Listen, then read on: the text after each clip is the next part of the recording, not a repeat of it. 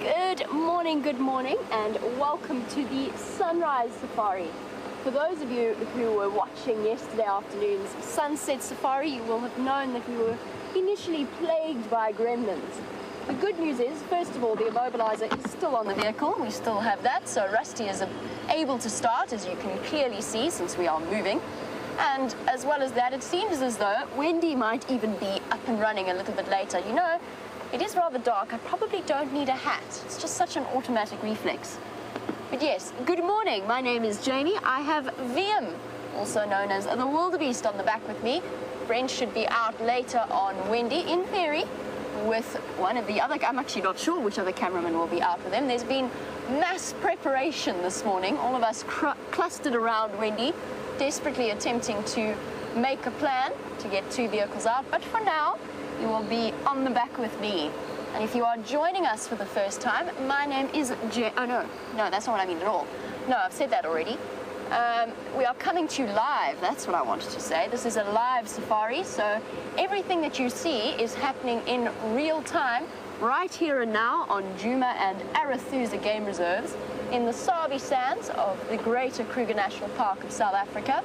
And not only are we live, but we are also interactive, which means you can send through your questions on hashtag SafariLIVE on Twitter, or you can email through to questions@wildearth.tv. And this is why, after rain, one needs to be a little bit cautious about where you decide to drive, since the road is full of these gentlemen/ladies, and I'll explain what I mean by that in a moment.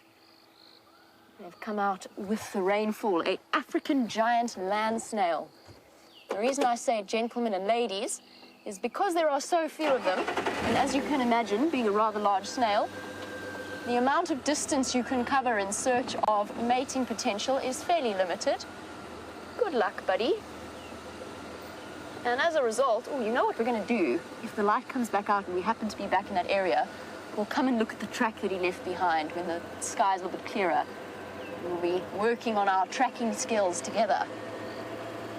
But yes, finding a mate and having the opportunity to mate is always a little bit tricky out here. So as a result, giant land snails, and indeed quite a few snail species, have both male and female reproductive parts. So they are able to fertilize each other, essentially, when they manage to come together. Listen to this amazing news. It seems as though, after all that, it looks as though Wendy might be up and about in a few moments. Well, we'll all keep holding thumbs, fingers crossed, and all of that jazz to keep things interesting. Right, back to the plan for this morning. I just want to do a quick check of the southern boundary. Last night, as I was going to bed, I heard the Styx lionesses calling with possibly the laziest line call I've heard in a while. It was a very reserved It sounded, it really sounded as though it was too much energy for them to call properly. And they were somewhere around our southern boundary. So I'm just going to go check there quickly. We did get a report from the Arathusa guides that the lions had crossed back onto Djuma. I just want to have a look and see if we're not around here somewhere. Thank you as well to Lucy and Joyce and many others who sent through that update about the leopard sawing at Arathusa Dam. If you don't mind, and if you're still watching, just let me know what time that was at. Just to give us a rough idea, we know that Tingana was an absolute mission. Oh, so it was at 4 a.m., thank you. 4 a.m. this morning, so about an hour and a half ago. We know that Tingana was on a mission yesterday afternoon, as it were. Poor James racing up from Arathusa to try and get to him on time before he ducked onto Buffelshoek, which is our it's outside of our Traverse area. It's part of north of our northern boundary. But I heard reports from one of the guides who was out late last night that he changed direction and was wandering towards our side of the world. So fingers crossed. I suspect that was Tingana sawing. If it wasn't, then it was the Anderson male. So I think we'll be paying a visit to Arathusa shortly, once it gets a little bit lighter.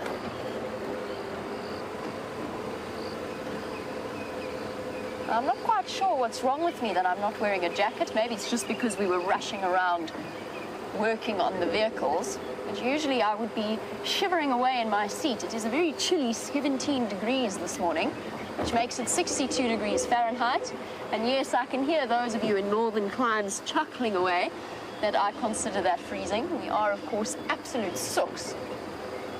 Sook, of course, meaning a bit of a wuss when it comes to the cold. But yes, so chilly, it's that time of year, winter's sort of stretching and yawning far on the horizon of the months. And every now and again we get a chilly morning like this to just remind us how far into March we are.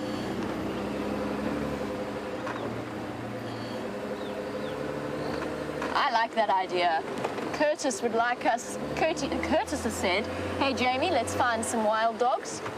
I concur completely, Curtis. It's been a while since I've seen a wild dog. I would very much like to see one again. But we'll keep our fingers crossed.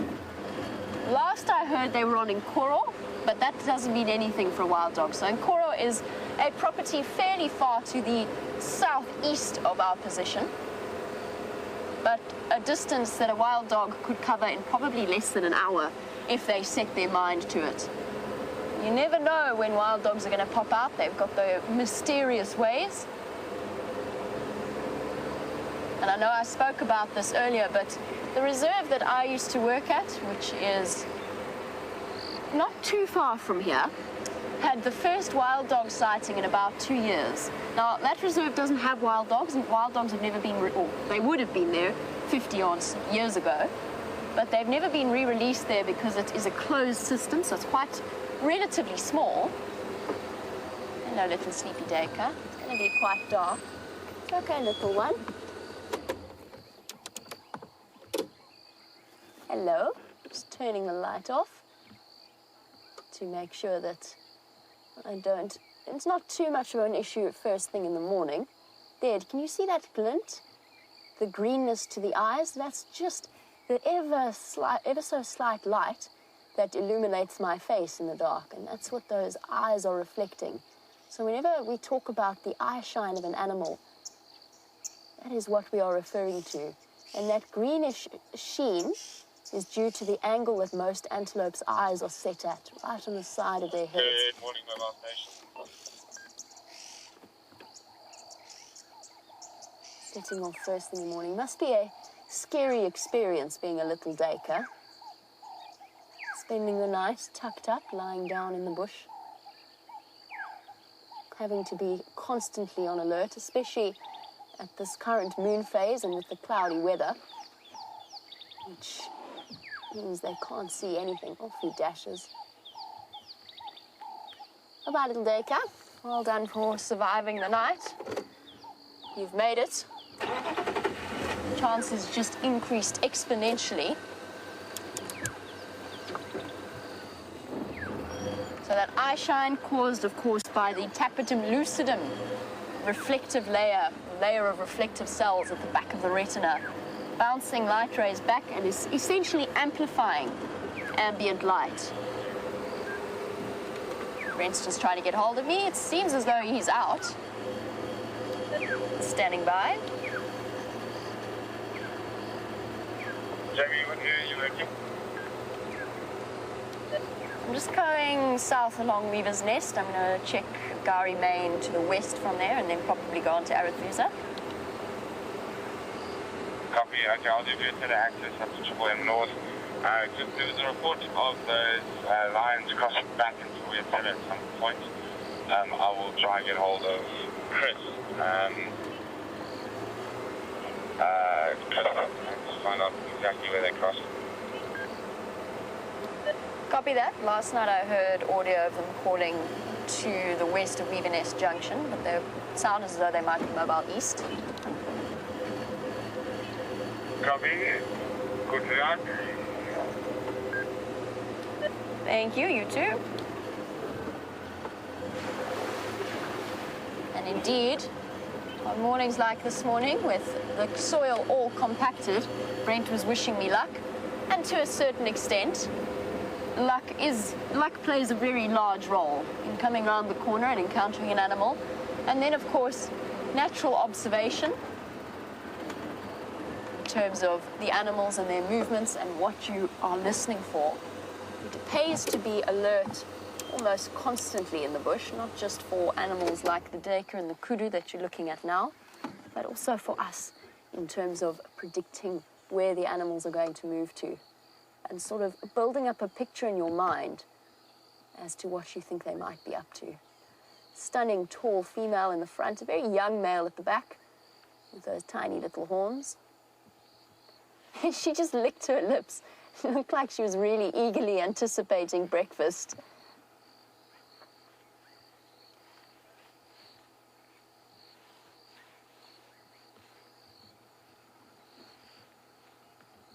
Beautiful antelope.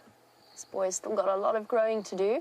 Develop those tall, spiraling horns that are typical of a kudu bull. There he goes, off into the bushes. And wonder upon wonder, maybe miracles do exist because Wendy is up and running. And I think that Brent would like to say an overjoyed good morning to you all.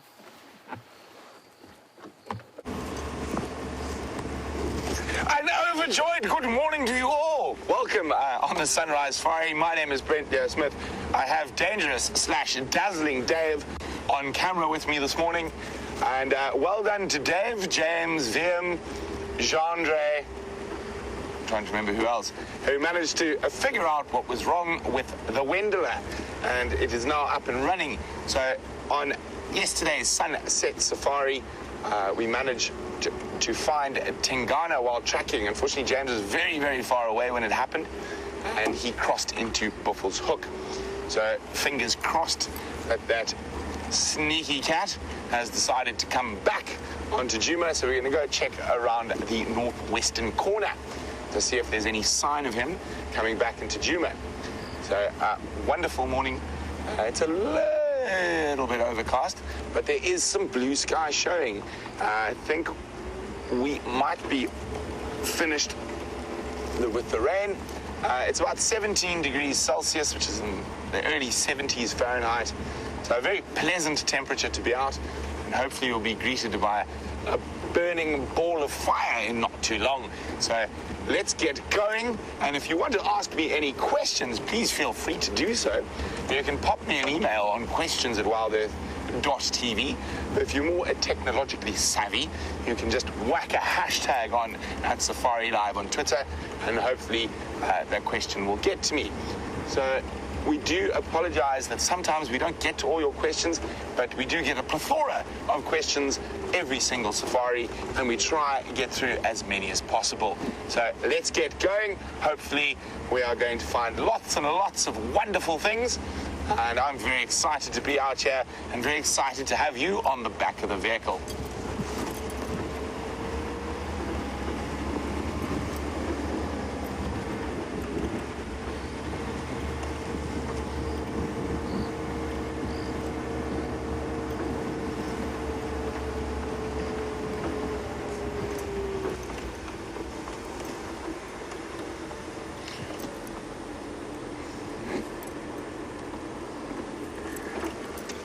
So Nicole and Sandy and many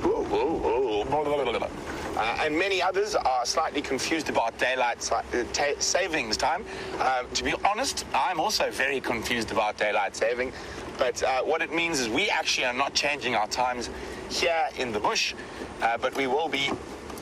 The drives will be. Oh no, it's running very fast. It was a little Steenbok.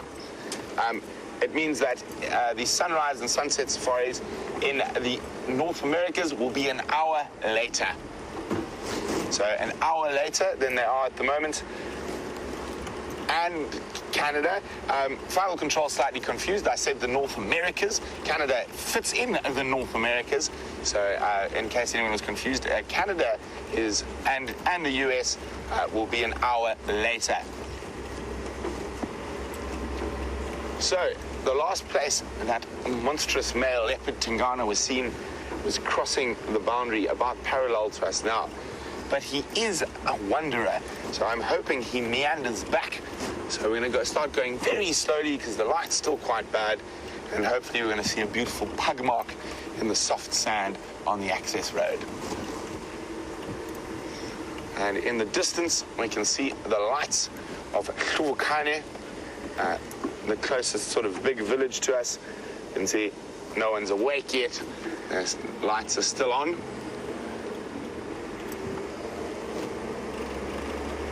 Oh, sorry, I already have an early morning spider web. Blah, blah, blah.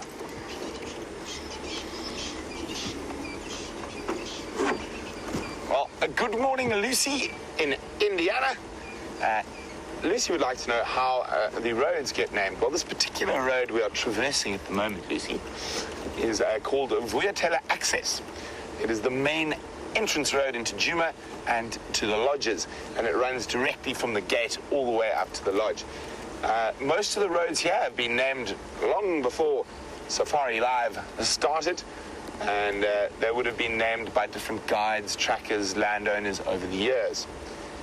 And I think the most telling of roads is one we just bypassed. It's named Aubrey's Road, and that's because Aubrey cut it by himself with a panga.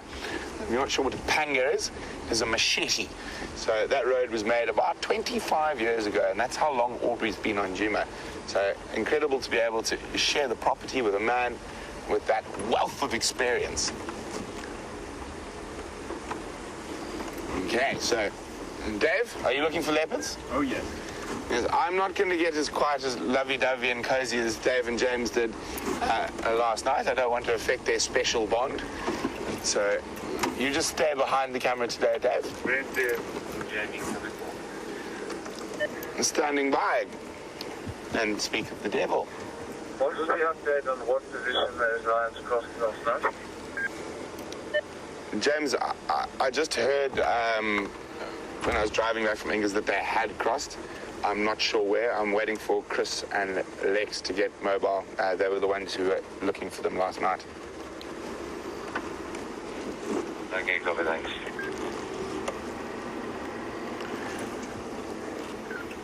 And you can see a lovely green flush all around us. Now, this particular area is always important to animals, and if we look at the bush surrounding us, we're going to tell you why. Well, actually, I might even ask you why. So if we have a look here, we can see a lovely green flush at the moment, but always very short grass. You're never going to see very tall grass here. And if we have a look, very distinct trees, very small trees. They're called magic guarries. They're an indicator of a couple of different things. And I wonder who can tell me, and who's been listening to me harp on about soil types and seepage lines and what and what not. So what do guarries represent? And sometimes you will find them standing alone, but if you find guarries like this, where they make up probably 80% of the tree species that are out there, what does that indicate? Sorry guys, just listening to the radio. From Sindile towards Impala Plains. Aha. So that sounds like it could be the Nkahumas. And it sounds like they crossed just to the southwest of us. So we are in the area. James is out on tracking team with Renius. I was lucky enough to spend the afternoon with Renius yesterday. But we're first going to check if we can find those leopard tracks. If not, then we're going to go give James a hand looking for what I would guess to be the Nkahumas, just from where the lions crossed. And for being the Styx, it would have been quite a lot further south.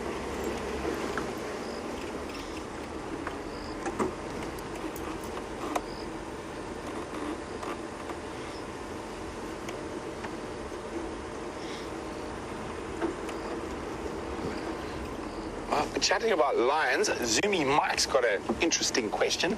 Forgive me, Mike, if I'm not turning around to talk to you, but I am trying to find us a leopard at the same time.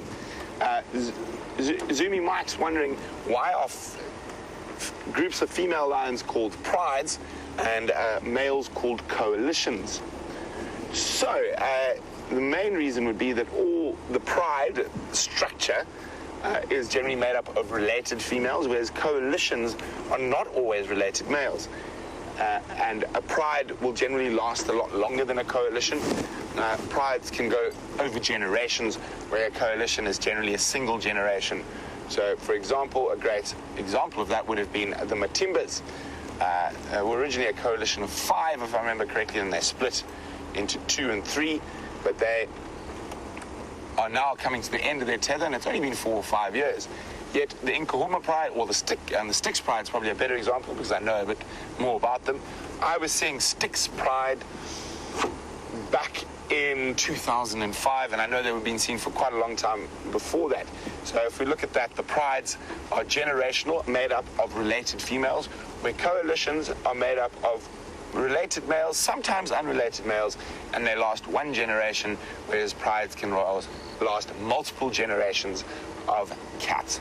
I hope that helps, Zoomy Mike.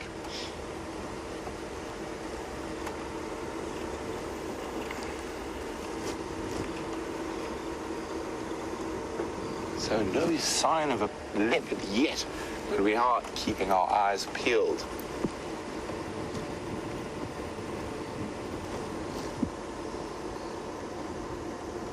And it's wonderful to have all the little pans and stuff full, and we can see lots of water around. As nice as it is,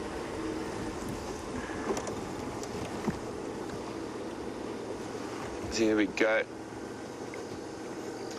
Now, while we're sitting in another section of gory bushes, and you can see there's a nice big pan there, Lucy is saying the reason that all those gory bushes are around is because the water is flowing underground.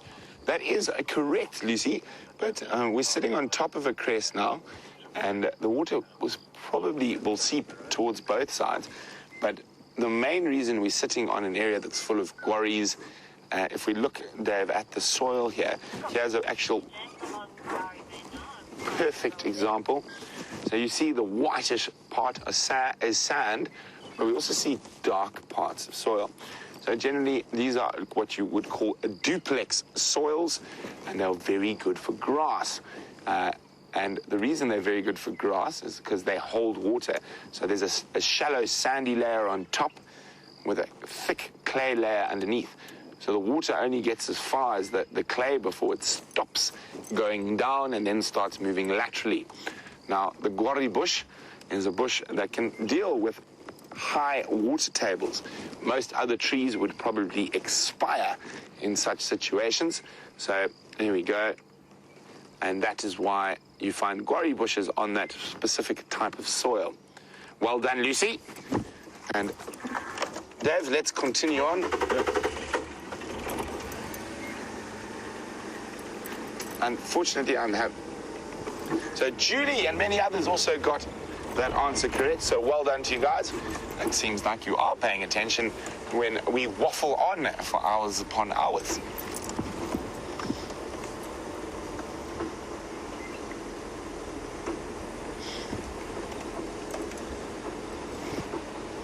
So let's head back to the wonderful Jamie to see what she's up to.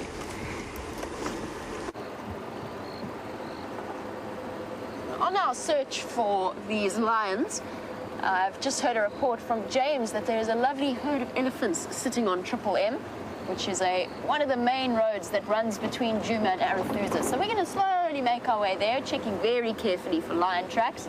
I know that Brent gave the update on where the lions crossed last night, which is completely in the opposite direction to where I heard the calling. That being said, maybe when I said they sounded lazy, maybe they were just a little bit further away than I thought they were, sitting across the boundary of our southernmost boundary in Little Gowrie, and that means it was probably the Birmingham boys. Now I'm making my way to... Sorry. Let me just check the freshness of this track. Morning, X. It's an old track. This was when it was raining. Try and... Brent, thank you very much for that. A little bit maybe. He was just... There we go, just turn that down a bit. What's the one you're looking for? I'm looking at that one, right where the tracks curve there and they meet. A little bit to the right. Where's it gone? Hold on a second. They ain't got the lights. Yeah, it's very difficult on a cloudy morning like this morning. That is a lion track, ladies and gentlemen. Well done, Wium. Well spotted. That is a lion track, believe it or not. But I can tell it's fairly old. It's been pretty much obscured. Here we go. Well done, Wildy. There's another one there on the right.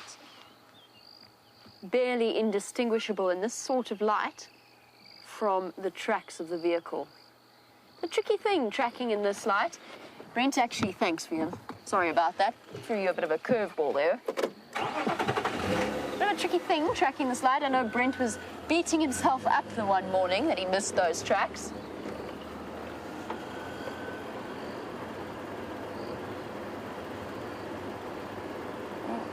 Now, of course, those of you watching the Sunset Safari yesterday would have been updated about our tracking lessons that we've had from the great Renius.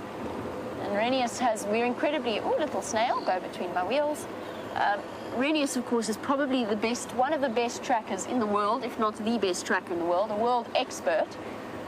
And we are fortunate, and we really are fortunate enough to have him in our midst and teaching us a little bit about tracks. Okay. Now, Marsha would like to know, what have we learned from our master tracker, Renius? The answer is endless things, Marsha.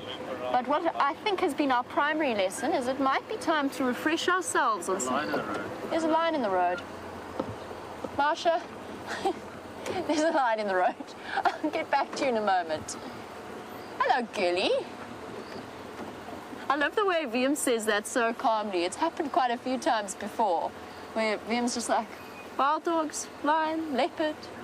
Hello, good morning, ladies.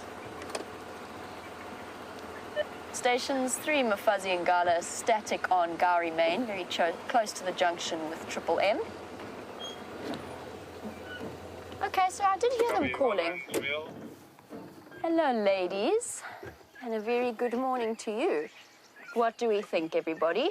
Definitely Styx, am I right? Styx. Yep, Wium says Styx. Look at that belly. Some pregnant ladies amongst this group, I suspect. Nipples starting to become prominent. Yes, sorry, girl. I'm not trying to be insulting. I wasn't calling you fat, I promise. Although you are looking very round-bellied. Hello, lovely ladies. Been a long time since I've seen the Styx. This is so exciting. Awesome. What a great way to start the morning. Oh, I'm not sure if you heard that, but there was a big sigh. As she lay down. Interesting to see the Styx females and compare them to the Nkuhumas. They are in good condition, and as I said, I'm fairly certain there's at least one pregnant belly there, with the lioness sitting in front of us, in the middle of your screen. I haven't been able to look properly at the other two. They probably had a good meal at some point. See the blacks of the ears and how clearly, even in this light, those black ears show up. And of course, they're doing multiple studies into the way in which that enhances their communication between pride members. Imagine you are stalking a buffalo or a wildebeest or a zebra, and something's actually attracted her attention, but not so much the attention of the other two. Imagine you are stalking a wildebeest or a zebra through long grass, and there is a wonderful Billy Connolly sketch on this particular thing, and the way that lioness hunt through between Agnes and Betty. And he speaks as if he's the lions coordinating the hunt, and it's absolutely hilarious. So once you are finished watching SafariLIVE, I would highly advise looking for The Wildebeest or GNU by Billy Connolly, and just have a watch. It will make your day. Oh, long night, big stretch. I mean, it's a very funny sketch, but he raises some interesting points about the way in which lionesses just know where to go and where they're needed in terms of their hunting. And scientists now are paying a lot of attention to ear signals and tail signals. Makes sense.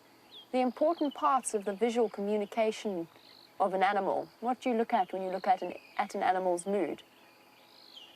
First of all, you look at the ears and you look at the tail.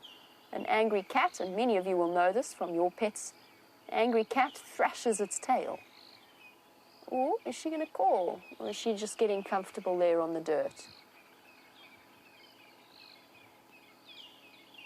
I must say I'm a bit of a wuss, but I'm glad I'm not lying in the damp soil at the start of this morning. It doesn't look very comfortable at all.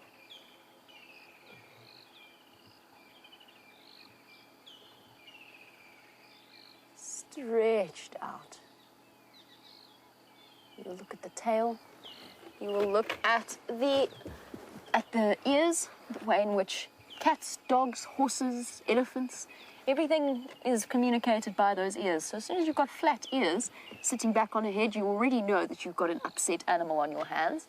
And then next comes, of course, the facial expressions. And all of us as mammals, that's why we see faces in everything. If it's just windows in a building, our brains identify facial structures. People see faces in toasters. They see, and for that matter, faces in toast at times. And that's because we as mammals are geared, particularly human beings, but all of them, are geared towards recognizing that facial structure, the two eyes, the nose, and the mouth.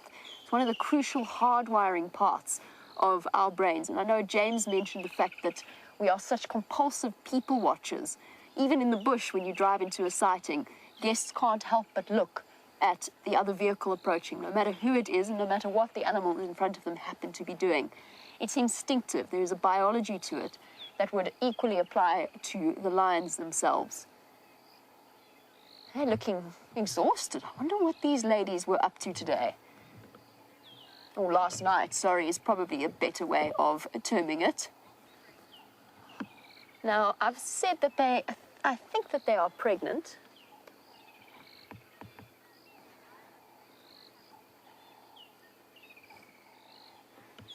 And when they do have their cubs, it will be a wonderfully exciting moment for us all. Of course, the lioness will remove herself from the pride, go and find a lovely denning. I think she looks pregnant. And look at that swollen dark nipple there. There's a roundness that extends below the stomach and more towards the back legs. The next generation is on its way after all of the drama that we've experienced over the last few months. And she will hide her cubs away in a suitable denning area, maybe in a drainage line, maybe in a termite mound, wherever she decides to go. Wonderful news after everything that's happened here, to finally see the evidence that the takeover by the Birmingham boys has been successful and that the next generation is on its way. Now, of course, I refer to them as cubs. Jennifer was wondering, are the offspring of all cats, including, for example, African wild cats, are they all named cubs? Or would we refer to, why then do we refer to baby domestic cats as kittens? And Jennifer, if you just give me 1 second, I think that Brent is trying to get hold of me. Let me just answer him just quickly before he gets anxious that I'm not hearing him. Brent, are you calling me? The one thing about the position of these lions is that they're on Gowrie Main. It's the fact that we're going to have several vehicles coming through. That's a negative. I haven't got there yet. If you wouldn't mind doing that for me. My pleasure. Copy that. Thank you. We just want to let the other vehicles know on Arethusa, because as I said, this is a very common boundary road. This is the same road that Karula was secreting her cubs away. Secreting is probably a better pronunciation. Secreting her cubs away in an old water pipe.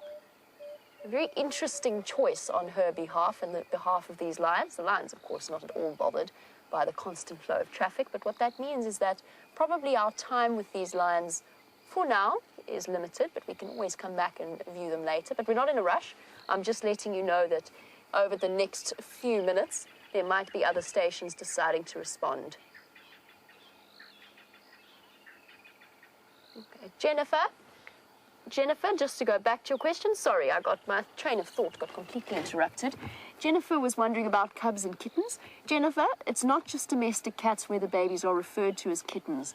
So anything smaller than a cheetah is referred to as a kitten. Caracal kittens, it's caracal kittens, serval kittens, wildcat kittens, black-footed cat kittens, small spotted cat kittens. Have I forgotten any of the small feedlets? I think that's pretty much it. I pretty much covered that.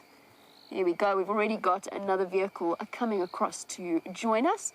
We will have them arrive, and I'll just chat to them quickly about which radio station we're going to manage the sighting on. While we do that, apparently, Brent has found, from the largest predator to the largest animal completely, Brent has found a herd of elephants. So let's have a look. Tab on it for the guys in the east. Hi, guys. I'll be back with you in a second.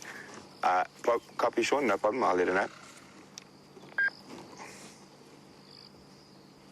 So, guys, sorry about that.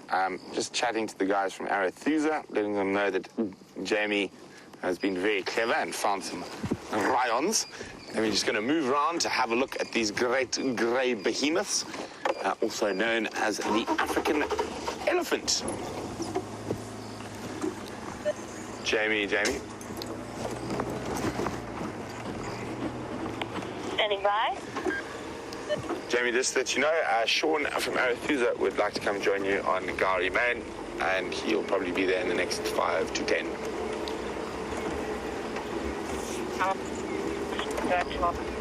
Join us. Okay, copy. Oh, look at that. There's a lovely little guy giving us the sniff. Now, definitely... Sorry, guys, 1 second. I would do it on Channel 5, or the Western, or the Eastern Channel. Just chat to whoever's there, and I'd say just hand over the controlling of the sighting to someone else. Copy that. So there we go. Wonderful breeding herd. I do absolutely adore these creatures and love spending time with them. It's always a toss-up between my favorite time with elephants. Is it with one of those monster bulls, or is it with one of the little bulls? The tiny little guys are quite often so much enjoyment. I'm just going to... I don't know if you can see through this tree here.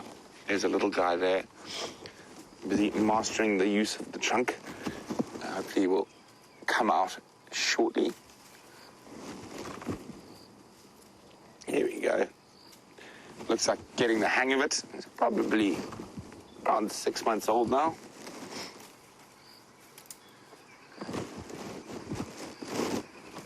Hello, madam. There's madam walking into shot.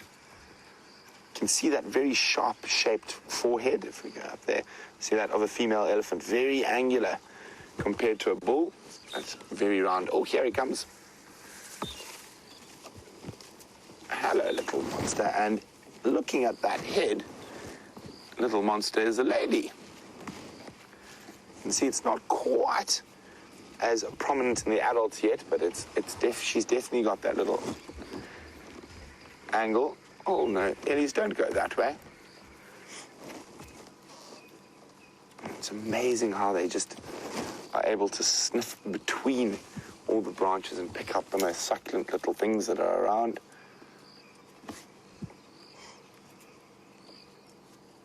You got quite much bigger baby. Over a year, probably a year and a half or so now. You can see the tiny little tushes starting to show. And look at that tusk on this female. She's been quite lucky. It's been a very nice, clean break when she's broken her left-hand tusk. Oh, here we go. Yes, you're very scary. Yeah, want to be a big deal, and then you trip. Yes, go be sheepish on the other side of the road. So if we come back to this female who's right next to us here, you can see her tusk is at a very nice clean break, the left tusk. And sometimes when their tusks break, obviously they can break quite deep into the mouth, and it can cause them a bit of pain. But in this case, look at that. It's almost a perfect clean break. top half falling aside. Oh, she's got some fast food there, takeaways. A takeaway acacia. Probably the only creature in the world who takes their food with them, and sometimes it can be a piece of a tree that we wouldn't even be able to pick up. So unfortunately, the elephants are crossing out of our traverse zone. We'll try to spend as much time as possible with them. Oh, yes, to you too. There we go, we're going to get some grey bottoms disappearing across our western edge of the traverse. There we go. Hopefully we'll be able to find some more elephants somewhere else where they're not disappearing. And we have been having some absolutely fantastic elephant sightings recently.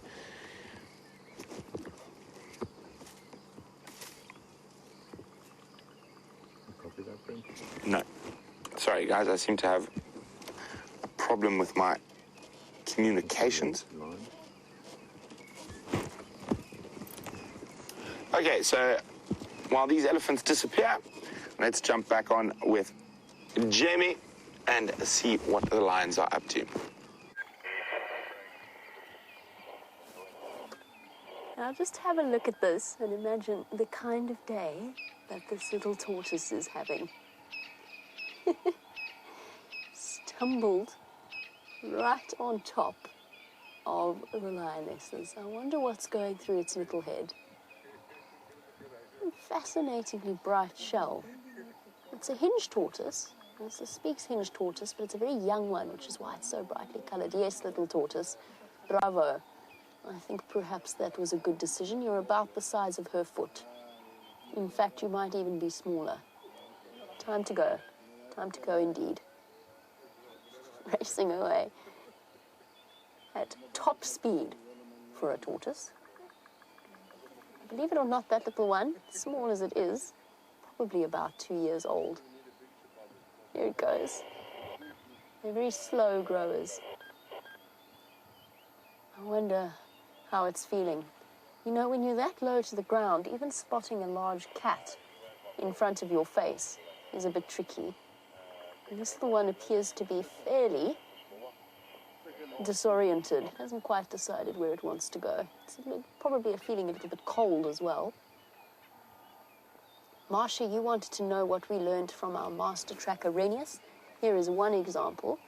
He showed us how, no, little one, that's not where you want to go. That is a terrible idea.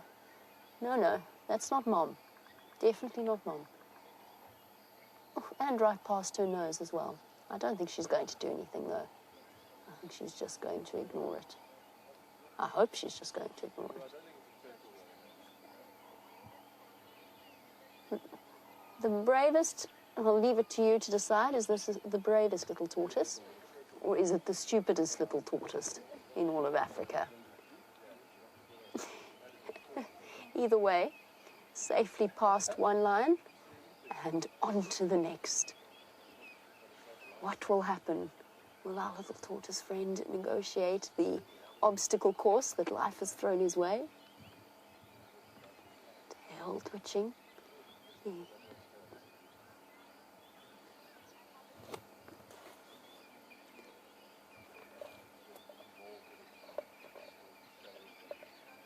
There we go.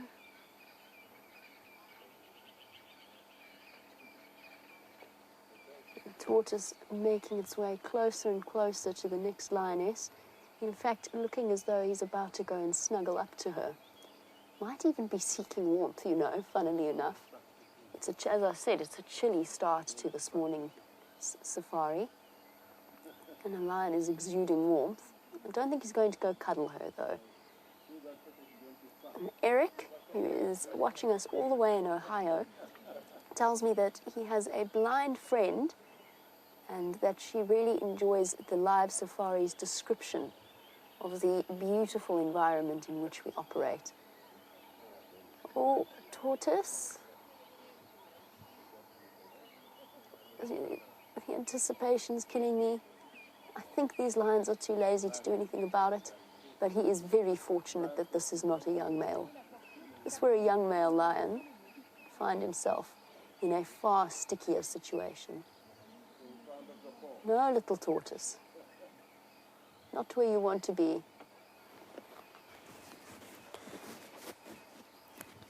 Now, I am speaking fairly low. There are 2 other vehicles in the sighting. Plus, of course, we don't want to add to any stress for the animals. So what do we think this tortoise is going to do next? Is he going to A, cuddle the lion? Is he going to B, escape unharmed? Or C, is the lioness going to wake up and find herself distinctly disgruntled that her rest was disturbed? And is he now frozen in fear? I'd love to hear what you think's going to happen next. It's, of course, the joy of a live safari, is that you just never know.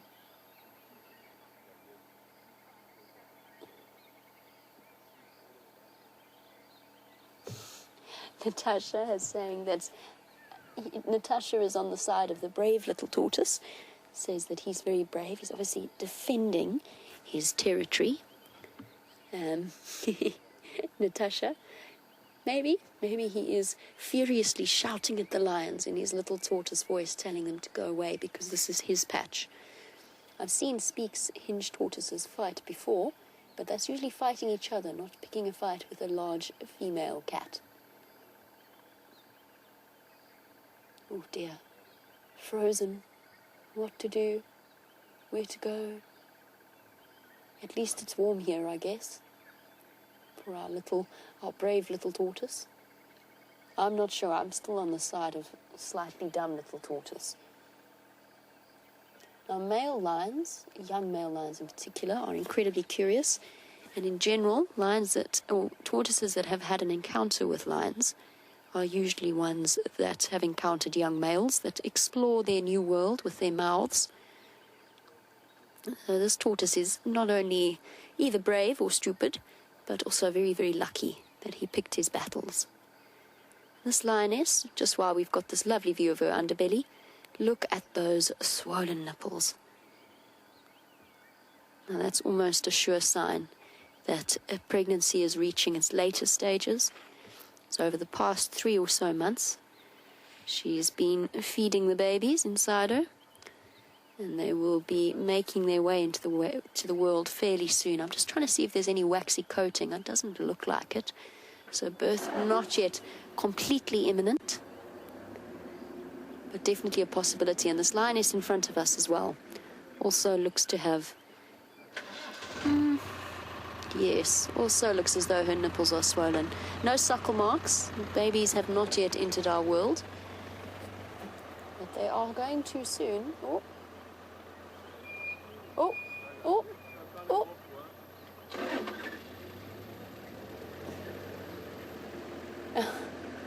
Little tortoise.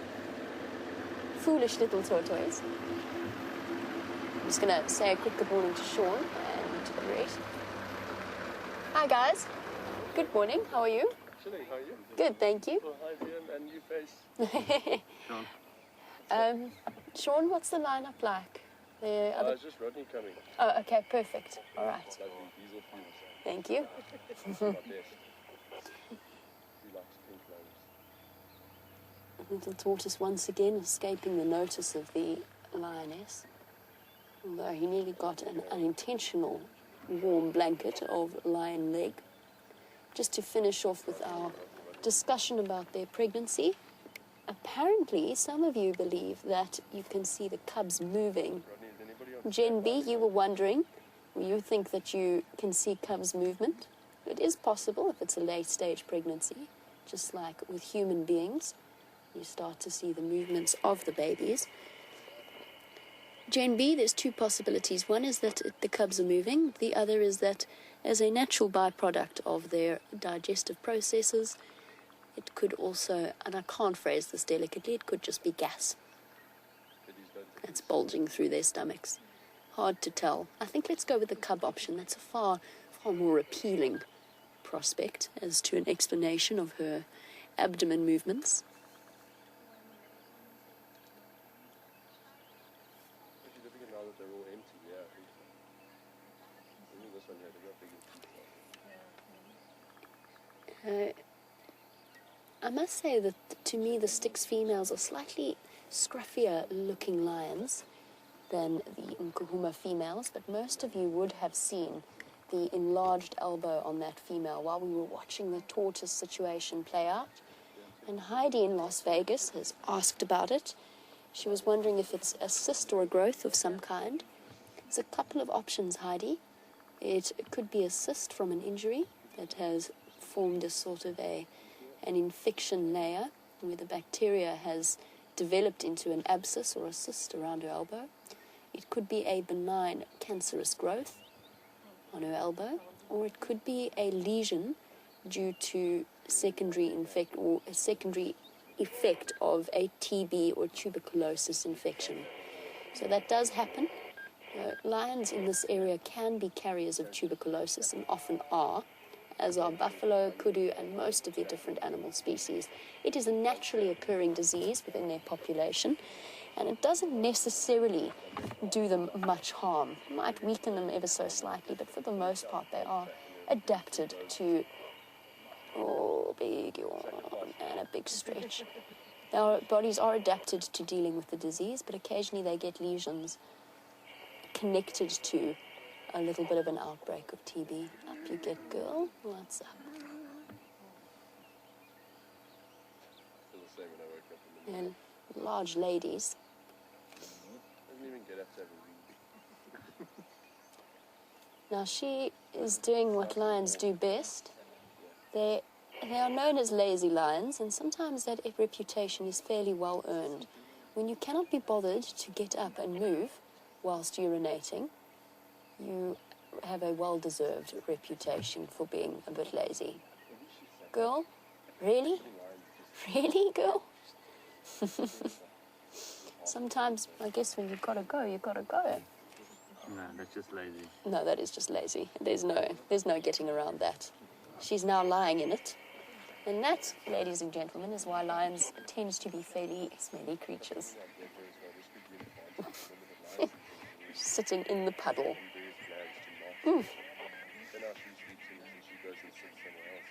And she'll probably get up and move in a moment. I'm really hoping she's going to get up and move in a moment. Please, girl, for the sake of our peace of mind. Nope. I'm going to sit here in a puddle of my own creation. Fair enough, then, I guess. No point in being squicky about it. They're animals, not people. And urine is sterile. Look at that. All spotted Wium. A little bit of blood on the back of her neck. Unlikely to be from mating if she is as pregnant as she looks. Just chilling with a lion.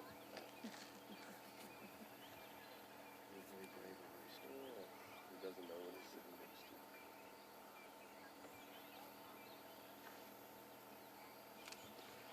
to. And as we look down her incredible tawny coat and across to the other individuals, Danny was wondering, does the colour of a lioness reflect upon its health, or are they just slightly different hues naturally? And the answer is colour is not associated with the health of the cat. They are just different colours because they're different colours. It's partly to do with the light and the way in which it's hitting them in the morning, but it's also to do with the fact that genetically, just like we have brown hair, blonde hair, black hair, lions take on different shades. And you'll notice the difference. The difference will be more pronounced between lions of different areas throughout Africa. And particularly when it comes to mane colour, and darker manes tending to be associated, first of all, with high levels of testosterone, but also more with the Kalahari lions, the lions towards the west of us.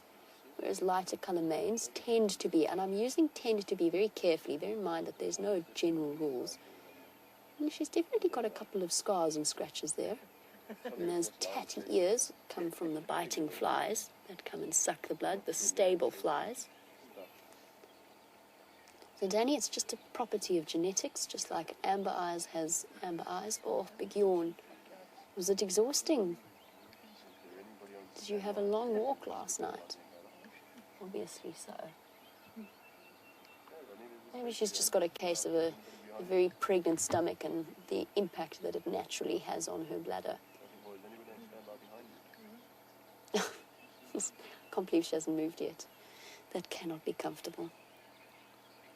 Quick update on our tortoise.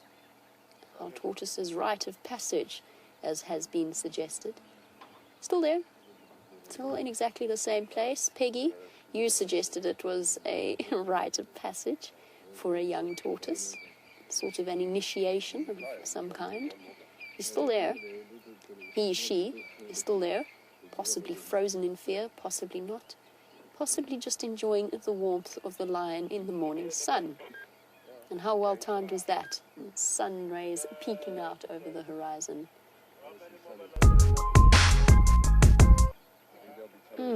Taking on a golden color. Look at that.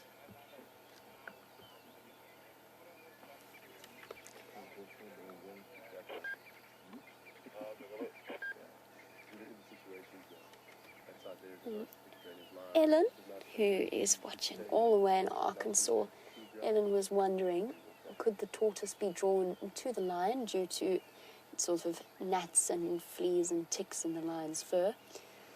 And as a vegetarian or a herbivore, probably not, Ellen. I've certainly never seen a tortoise rifling through a lion's fur, like an oxpecker might rifle through the fur of a buffalo. So yes, although the lions do carry a considerable amount of parasites, it will not be something that attracts the tortoise. They feed, they don't have teeth, they have very strong beaks, but they don't have teeth, and they will feed and crop around the new grass shoots and the green grass shoots.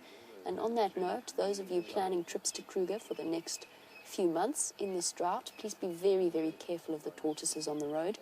There are far more than normal, because the grass along the edge of the road, I'm not sure if it's because it's been burnt to create fire breaks or if it's just from water runoff from the road and the lodges, but it does mean that there are far more tortoises targeting that area because there's not much else for them to eat.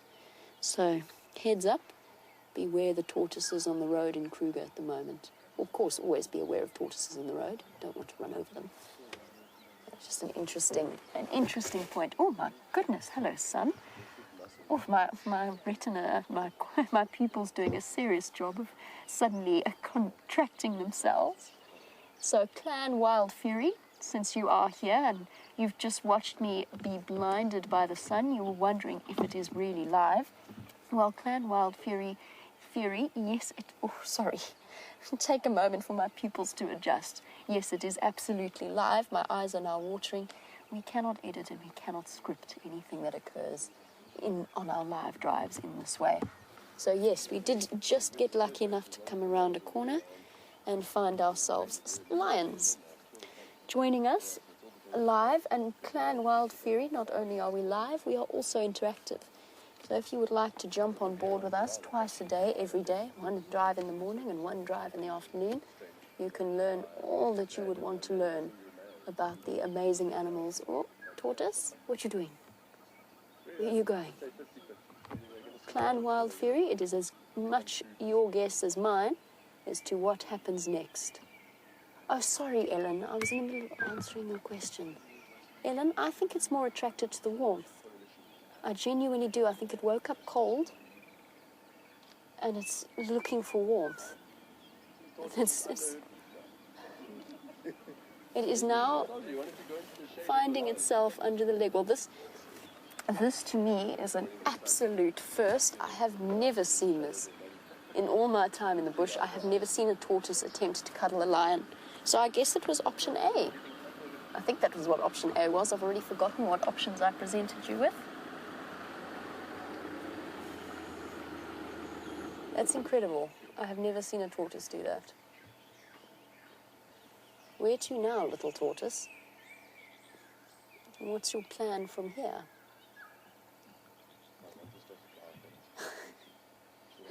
It's hilarious.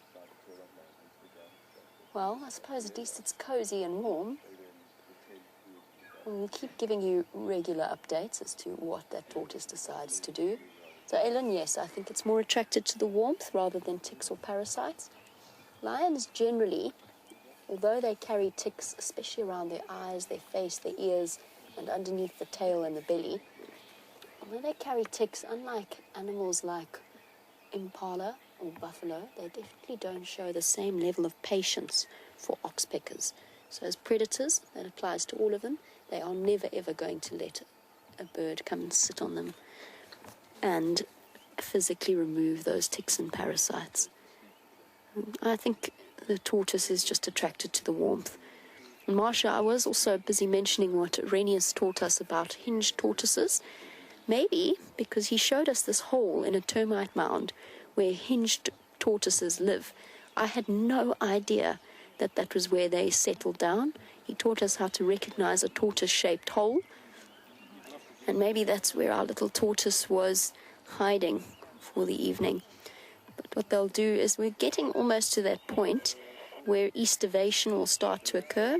And they'll disappear. And then there you can see, look at all of the sort of the marks along her back. And that's a combination of parasites and scabs and little abscesses from small cuts and injuries and things inflicted by flies as well.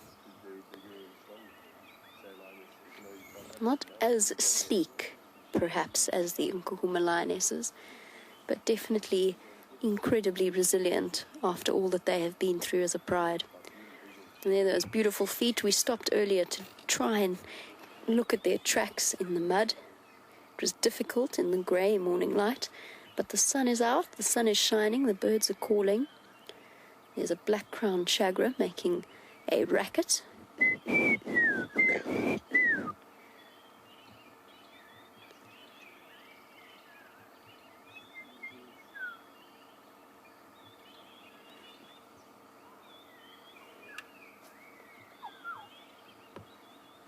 There's orioles calling, drongos, all kinds of lovely bird song, reveling in the first sunny day that we've had in a little while. Now, I'm not entirely sure where the Nkuhuma pride is at the moment. As soon as we find that out, I will give you an update. But of course, they've been splitting and coming and going regularly over the last few weeks. Very often Amber Eyes going off on her own, or one of the older females going off on her own, and then reuniting once again.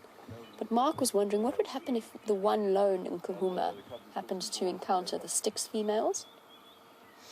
And the answer is she would run. She would run very fast. Female lions probably don't have the same fearsome reputation as males do, but I have seen them come to seriously savage blows between prides. So they are territorial as well. It's not just the males that hold territories. And females protect the core parts of their home ranges very fiercely. And I know that the Styx and the Nkuhumas had a bit of a scrap a little while ago, probably about a month ago now, around in Coral. The reason behind that is, although we like to think of things in our neat suburban way, with boundaries and walls and set barriers, lions don't think like that. So you've got to think of their home range and territorial boundaries as being exceptionally fluid. So whilst the Styx decide to wander onto a part of the Nkuhuma's territory in the south, the Nkuhumas are further up towards the northern part of their home range. It doesn't often happen that they encounter each other. It's one of the reasons why lions, including females, so lionesses, roar. It's a way of announcing where they are, and essentially acting as a way of avoiding conflict with each other. Sometimes it happens. Sometimes they meet each other. They're just in too close a proximity, and then they have a little bit of a scrap. But that's when you've got a group of them together. One lone lioness faced with 3 Styx females would be well advised to turn tail and dash back to her sisters and her daughters as quickly as possible. It's unusual for females to kill other females, but they can quite seriously injure them.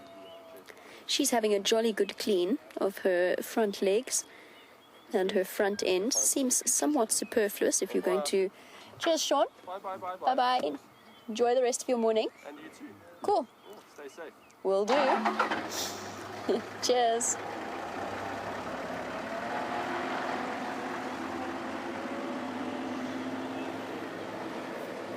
There's another vehicle behind me that doesn't have the best view, so since Sean has moved a little bit, let's take our opportunity. Or what you going to do, girl? Are you going to continue cleaning, are you? That's interesting. Perhaps maybe movement would be advised at the same time. Yes? No?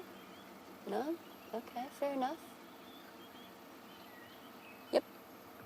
Yep, have a jolly good clean of your back leg, and let us know how that tastes. Animals definitely not bound by the same stringent standards of hygiene that human beings might decide to uphold.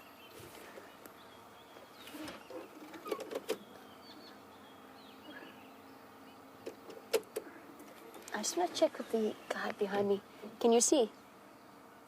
How's your visual? Is it okay from there? You good? Okay.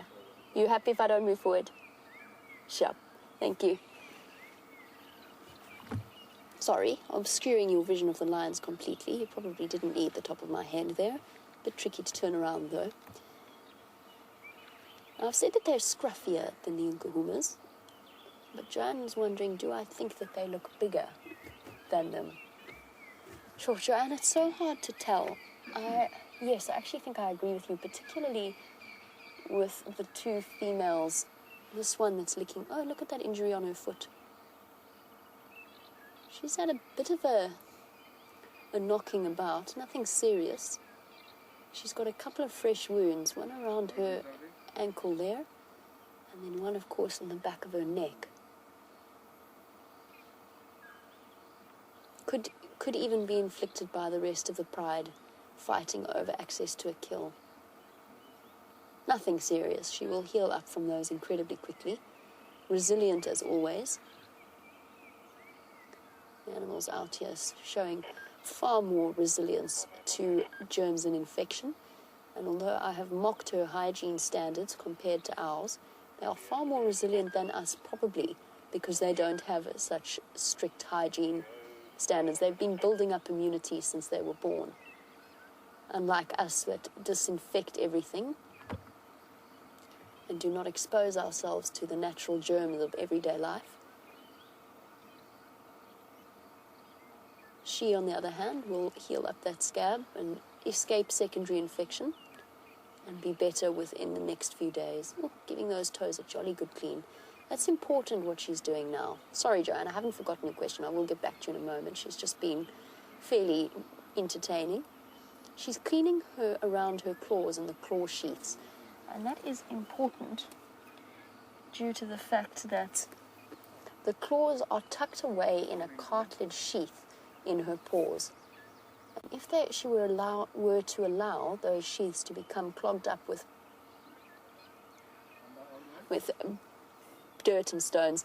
Now, I'm not even going to finish my next sentence because Brent has got a wonderful surprise for you.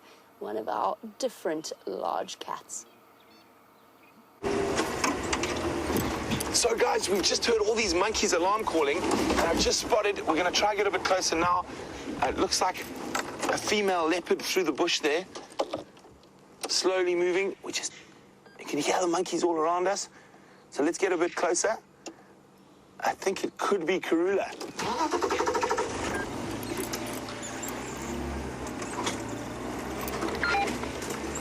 Lex.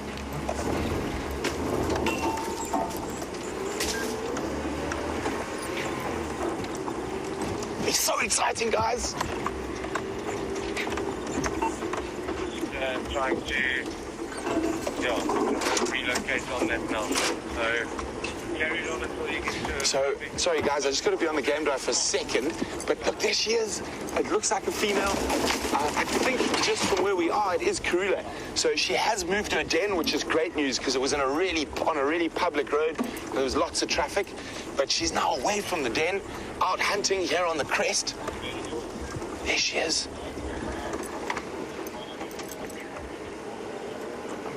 Difficult to see from here. We've only got a bum view so far.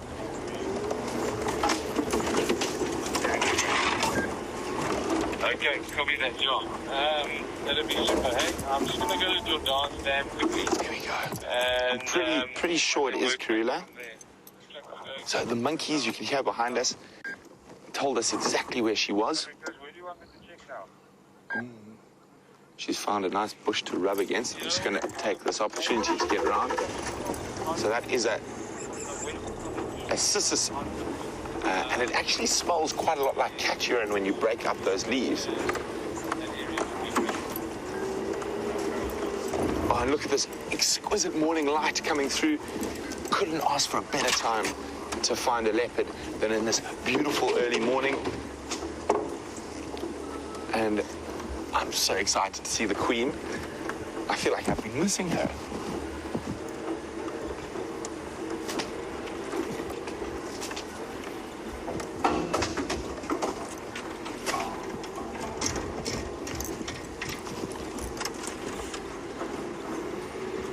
So I'm sure quite a few of you are worried that we have found her, but don't worry, the cubs are not here. She has left them somewhere safe in a drainage line or in a little cave, a little rocky outcrop somewhere, and she's now out on patrol. And we're by no means affecting her hunt because she's already been spotted by the monkeys. So you can see her tail's up. She's just trying to walk as far away from those monkeys as possible that are sitting there going at her. Lex. Lex,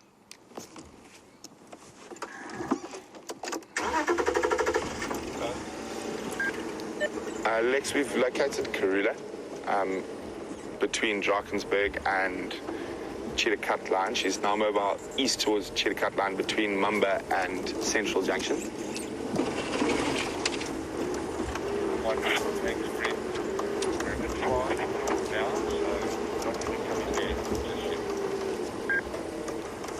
Copy.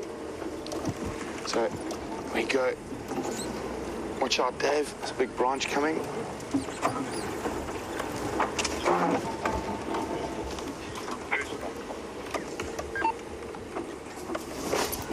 Okay, she's heading straight into the sun, which is quite a good tactic, although it does make it a little bit difficult for us. And we followed her many times in this particular area, and it's not always the easiest area to follow her in. But as you can see, I'm giving her a nice distance in case she does spot a duiker or a steenbok. We're not on top of her. Chris, I'm quickly going to make my way to Karula, and then I'll come back. So we're giving her lots of space, and Okay, no problem. look at her go. Isn't she just the most beautiful creature? Standing by yours? Yeah, I'm still in double zoom, but I'm going to jump on. Oh, look at that. Look at that beautiful profile. Okay? Make your way, yours. I think best access is going to be from Central, but just let me know when you're a bit closer and I'll update you. Oh, isn't it magic with that backlight? Yeah, Brent, do you think it's better to take the outer cut line and then take left onto Central? Oh, look at this. So beautiful. And yours, Kwatile, still best access. She's between Drakensberg and Kwatile. Sorry about that, guys. Just updating yours. I know Karula is one of yours favorite leopards as well.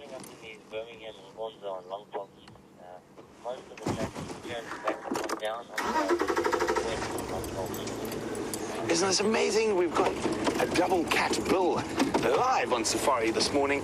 Oh.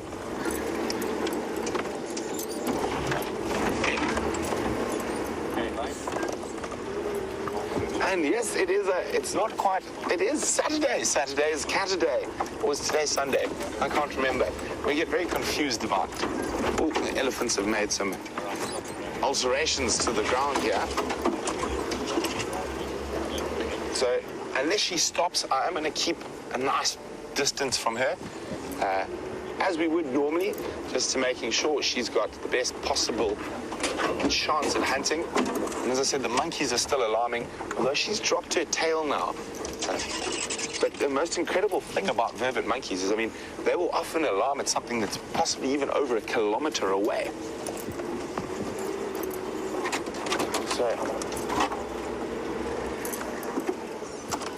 So from, I'm guessing, I'm hoping, otherwise I'm going to look a bit silly, but back to Jamie quickly, who's got a leopard tortoise escaping a lion.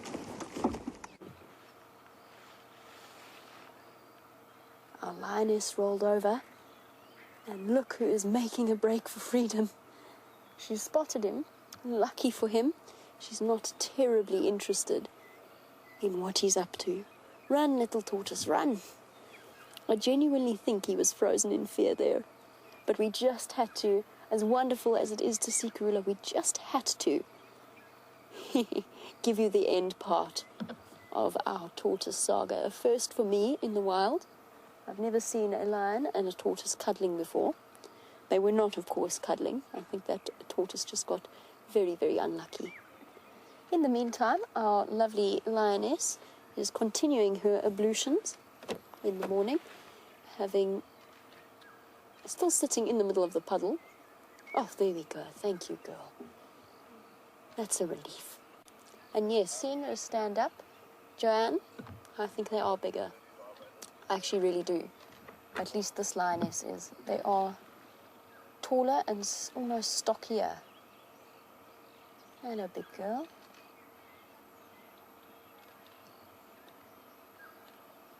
I'm gonna come right next to the car.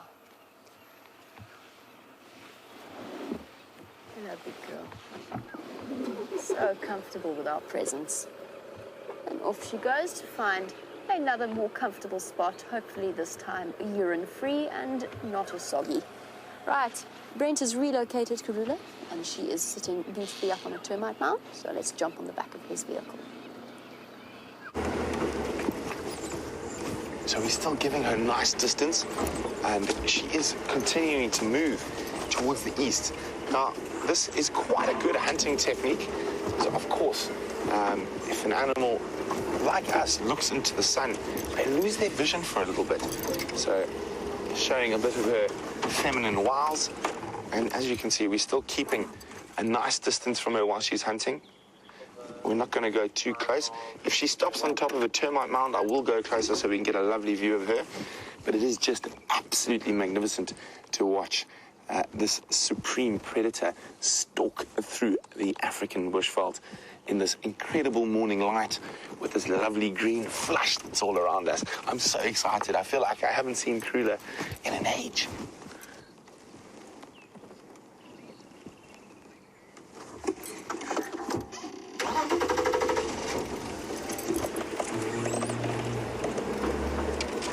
Well, James Richards just saying, so happy, was really hoping for a leopard this morning and really glad that it's Karula.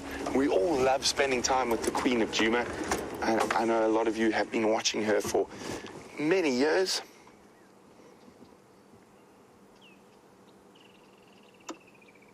And you can still hear the monkeys. Well, we owe the vervets a free breakfast this morning, because without them, we probably wouldn't have found her, because she was quite deep into the bush.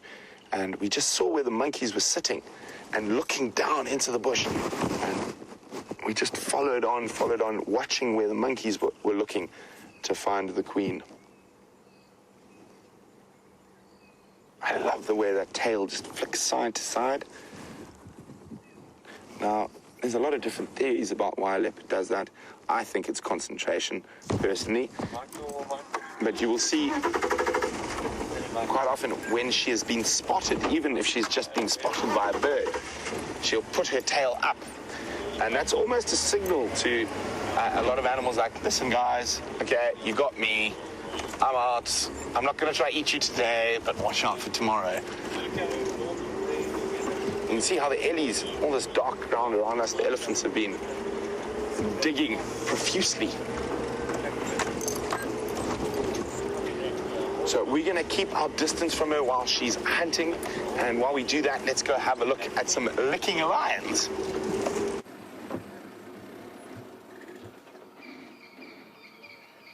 And some stunning affection between probably two sisters. Could be mother and daughter as well. I'm less familiar with the dynamics of the Styx pride than I am with the Nkuhumas.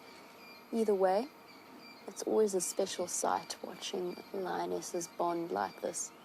It feels nice for them, and they love each other. One last update. Last view of our... Sorry, I know that they're licking each other beautifully. Last view. Taking advantage of their distraction, and off he goes. Just before he disappears beyond our camera's view. Now this grooming serves two purposes. One, it is nice for them. It strengthens the bonds of affection between the two members of a pride, or 3 or 4 or however many happen to be involved. 2, actually, it helps them get rid of parasites, sorry, not predators. Here you go, look how she's using her incisors there to nibble away at ticks. And we spoke about the fact that they do not allow oxpeckers or any other parasite removers, so a grooming session like this is a nice way of just sorting. Are you sure they don't allow that, or are they just trying to eat parasite removers? So Wium's raised a good point. He's saying, are you sure that they don't allow it, or if it's because they eat them? And in order to find out the answer to my thoughts on that question, you will have to wait, because Karula is still about.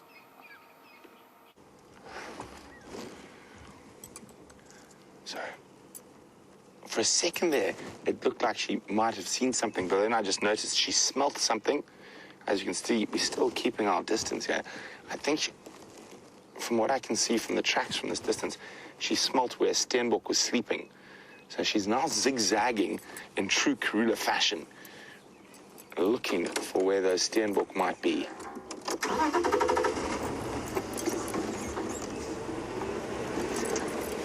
So there is a possibility we might lose her because we are sticking a little bit back from her.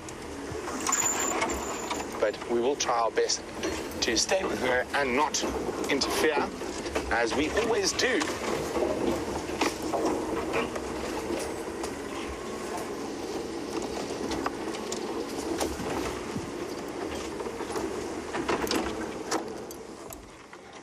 There we go. She's actually straight through the gap there. There. She is. She's eating some grass.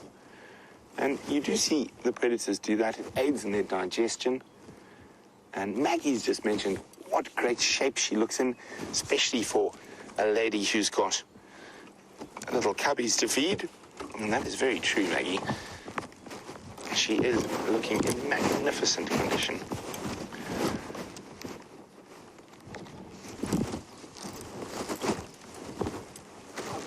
And I think she might go up to that big termite mound for a rest. So let's hope she decides to climb the termite mound and have a little rest, and that'll give us the opportunity to get a bit closer to her.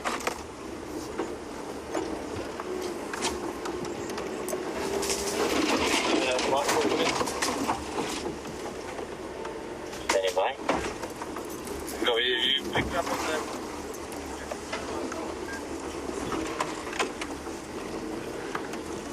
Morning, Leslie. Leslie's asking, oh dear, that is a very thick piece of bush she's just gone into. You just see her going through the monkey orange thickets off there. You can see this wall. So we're going to go try to go around it, and again, keeping a good distance. Leslie has actually asked a very interesting question. Will Karula, if she makes a kill, take the kill back to the cubs? Oh, look at that, Dave. Scent marking. Or will she bring the cubs to the kill? Now, Leslie, in this circumstance, neither. So if she makes a kill, she's going to more than likely feed on it for a while and then return to where the cubs are. And then move between the kill and the cubs. So the cubs are too young to take to a kill, and she's probably too far from the den to take the kill back to the cubs. So she's not going to do either. She'll feed and then move backwards and forwards. So we've just lost her for a second. You can see this really thick area in front of us. And while we go around it, it might take us a little while. Let's go see what the lion's up to with Jamie.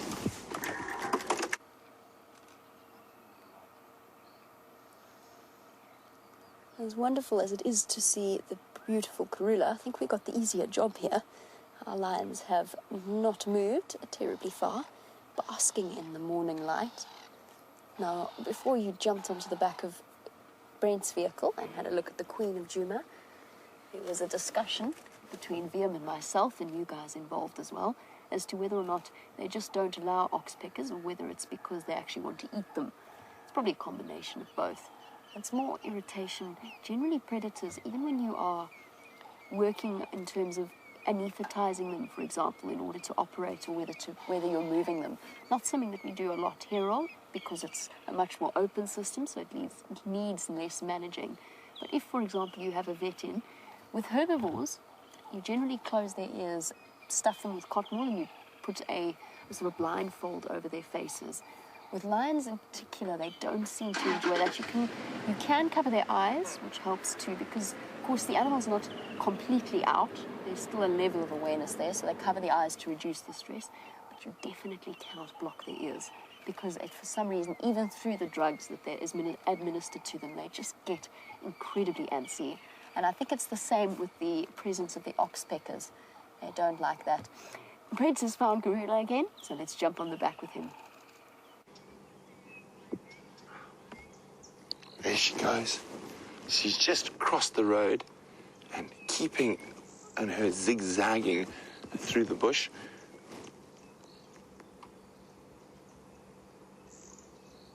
And no one knows she's here apart from us at the moment. And I'm not talking about the other game drives, I'm talking about all the inhabitants of the African bush. You can see her tail's down. There's no birds alarm calling at her yet.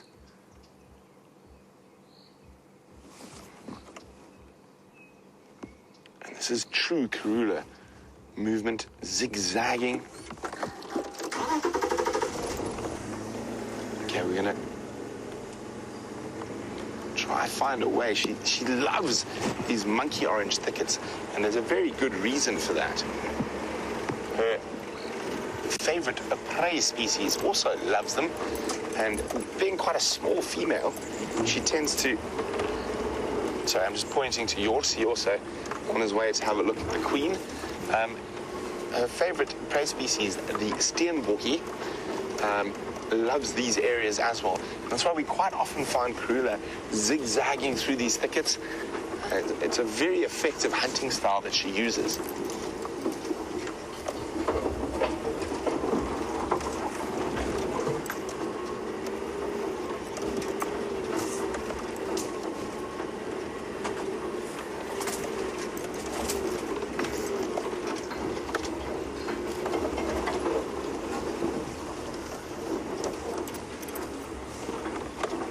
Sorry guys, I'm just showing Yorks where she is. And Cara is wondering, what are the rules about driving off-road?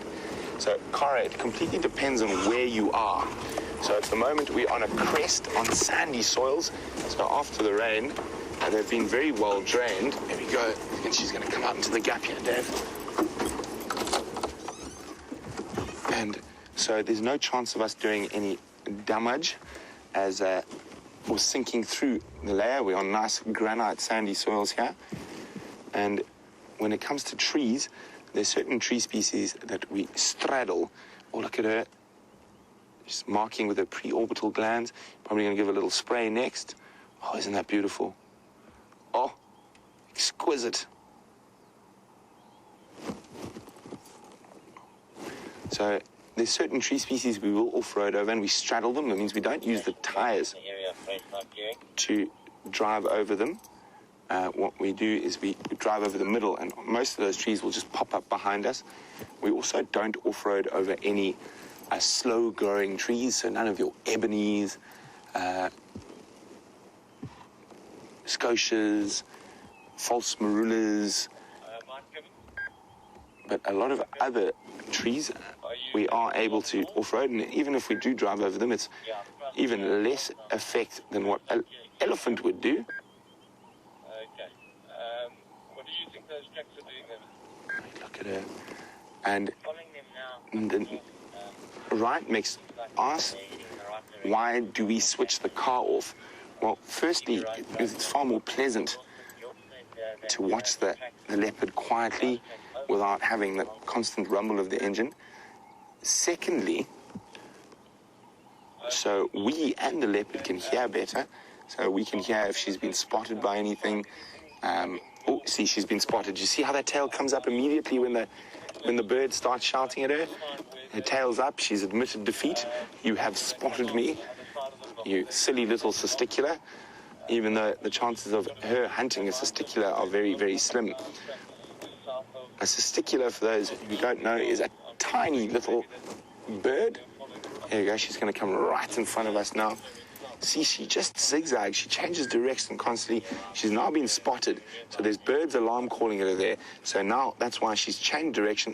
You can actually see she's being mobbed slightly by some white helmet shrikes. I'll see if we can show you them. They keep flying above her and giving that little high-pitched alarm call. So then, get off the vehicle and have a good trip on those tracks. Okay.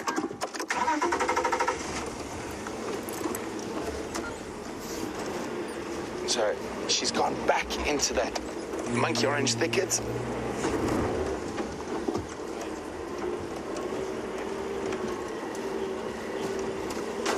Well, welcome to Maryland in Ohio.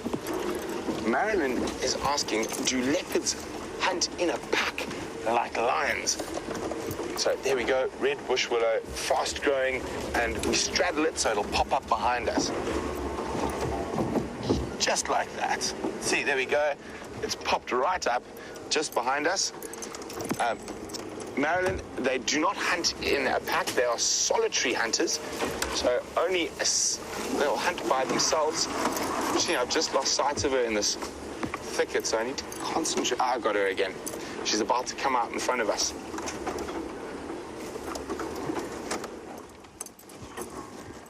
Oh, my head's in the way. Sorry, guys. I know you'd much rather look at Karula than the back of my head. So Maryland, they are solitary hunters. The lions are the only social cat or social hunting cat. So most other animals will, most other cats hunt by themselves unless they have cubs, and even then the adult is the one who does 99% of the hunting. Look at that.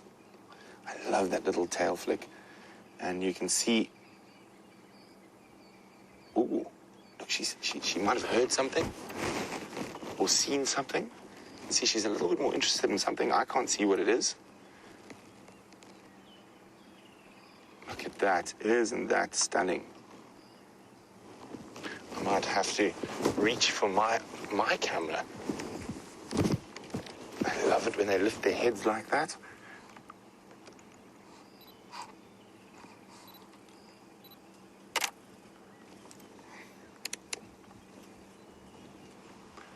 I hope you guys are getting some great screenshots.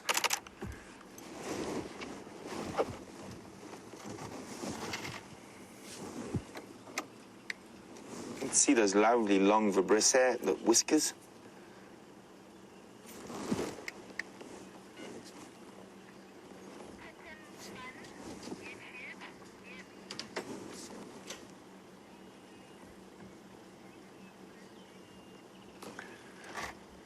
So, a very big SafariLIVE welcome to Kitten Fun, who's a new viewer. And we've got a big kitty in front of us, Kitten Fun. And Kitten Fun would like to know, is this a cheetah or a leopard? It is a leopard. A cheetah has distinct spots, whereas you can see a leopard has rosettes. So those rounded spots with a slightly darker area in the middle. A leopard is also quite a lot shorter and stockier than a cheetah. A cheetah is very tall and skinny. And if we look around the face, unfortunately her face is just behind a bush at the moment. You can see around her eyes is that very sort of light-colored line below her eyes. And you'll notice that in a lot of nocturnal animals. So that white line will help them to catch as much light as possible during the night. And I know some of you have probably already spotted that blood on her neck. And that is from her scratching. I think she's popped a big tick there. So don't worry, it's not from fighting or from an injury. It's just that she's popped a tick that was sitting on her neck. So there she goes.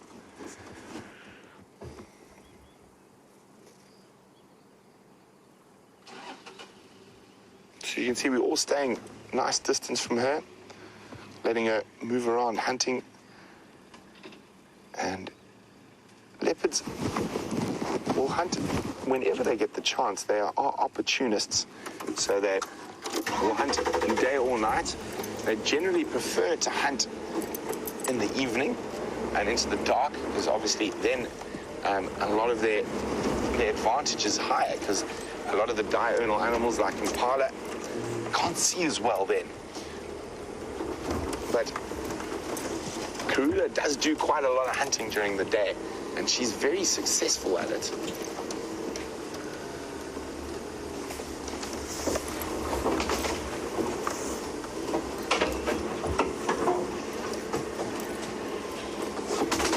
Oh, she's seen something.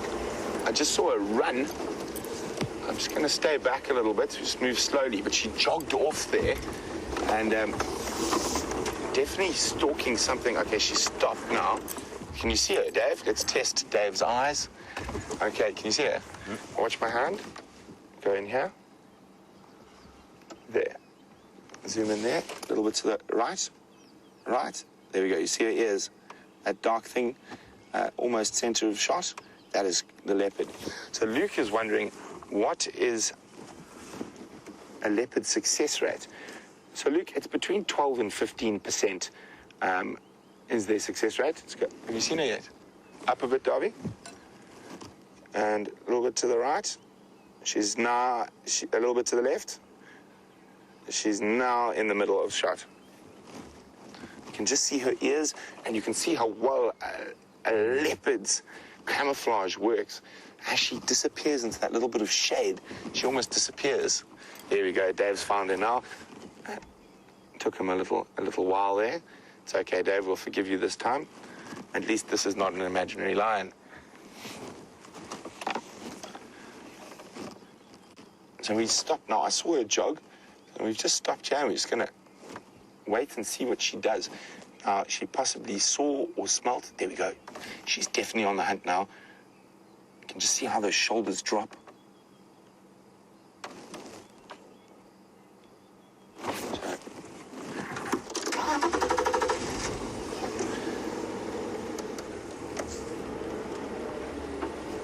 So Jen's just mentioning how perfectly she blends in with the surrounding vegetation. Okay, her tail's up now. I can just see the white flash. So I think she's been spotted by a bird. Oh no, she's gone down again. Have you got her now? Is that to that marula tree there, Dave? And where the termite mound is? Just to the left of it, in the shadow. There we go, there she is. Still, you see those ears are up, and she's definitely convinced that there's something worth snacking on in this area.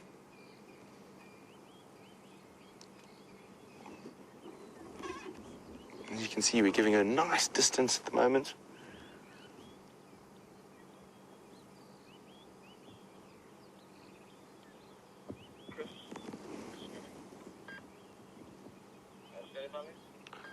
So she's not stalking just yet. She's more still just walking through. I'm just going to get onto the road, which is right in front of us here. And I'm just going to say good morning to yours. Good morning, yours.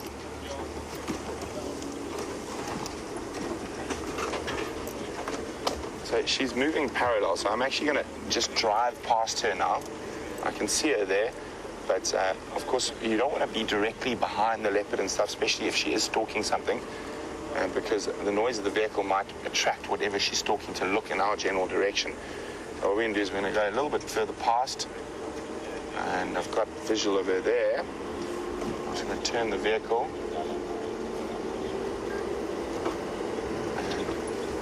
Dave should give you a view of her. Look at that, Dave. Isn't that beautiful? Look at that. So she's actually stopped hunting now. She's shown herself. You got it, Dave? Nope. Just zoom.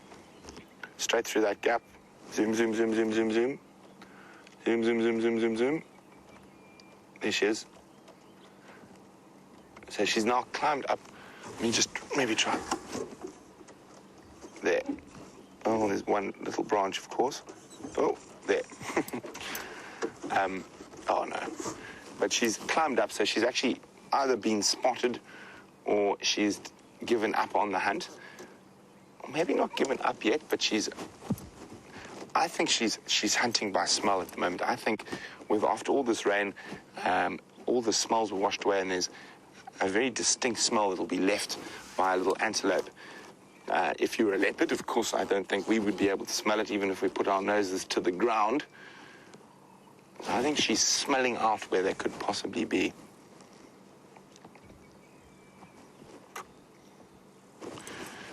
This area in front of us is possibly one of the most difficult spots in Djuma to follow anything.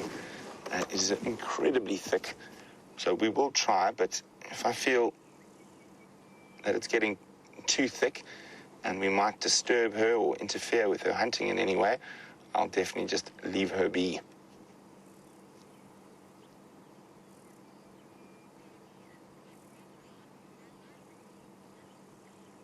So you can see how alert she is, head up,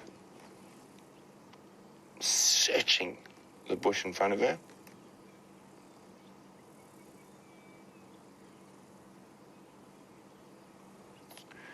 Using those ears to great effect. She's probably listening for the most minuscule sound of a duiker plucking leaves off a bush. And it looks like she's given up.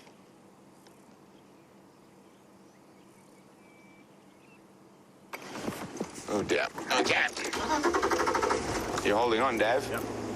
There's a big hole caused by elephants we're about to drive through. Oop-a. Watch the branches there, Dave.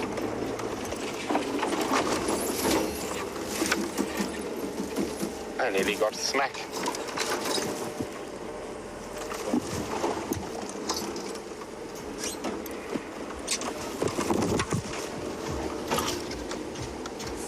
We got her, Dave. I've lost her. She could have just moved and stopped in a shadow again. I'm just going to go a little bit more. As you can see, there's almost a wall of trees. That is the biggest problem about this particular area, is the elephants have pushed over so many trees in here that even if you do get through,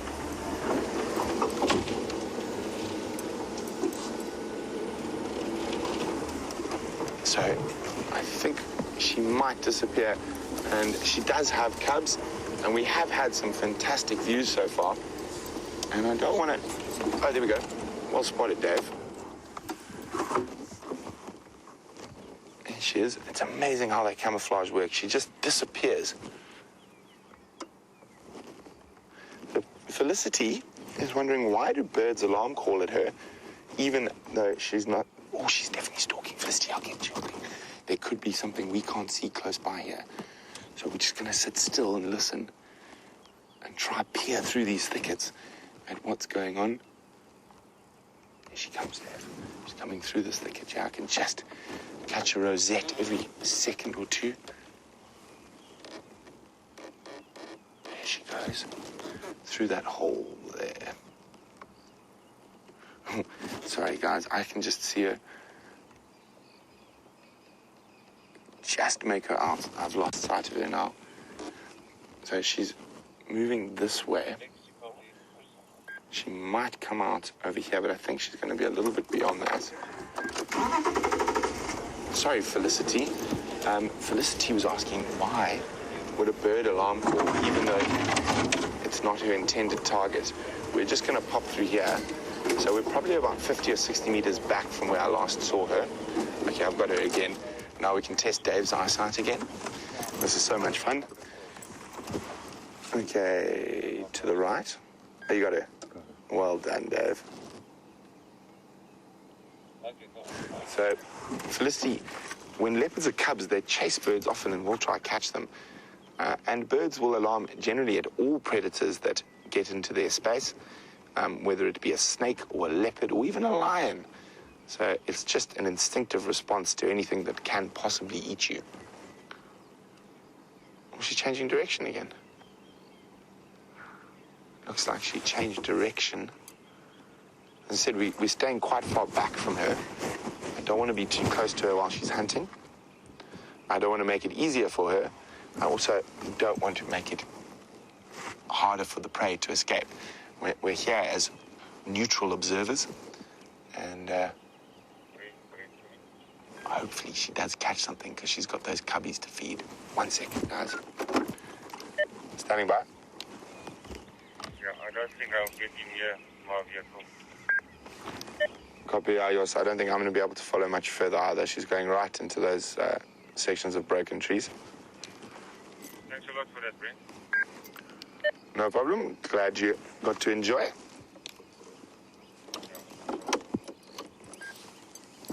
So I'm just going to sit for a little bit and listen, even though we don't have visual of her. I don't want to disturb her hunting. So while we're going to let her move on a little bit, and I'm just going to stand by and listen to see if I hear any more alarm calls further on. While we do that, let's jump on with Jamie.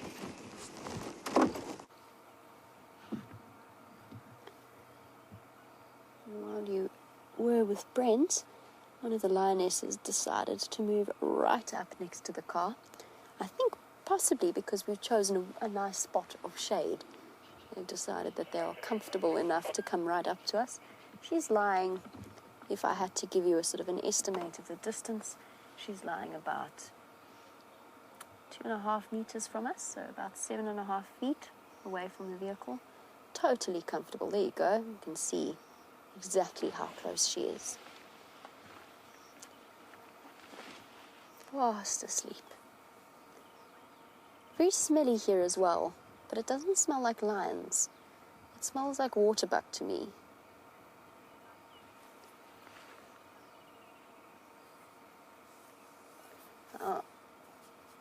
I know that we've been incredibly lucky on this Sunday morning. Great way to start off a Sunday morning with 2 cat sightings in one morning show.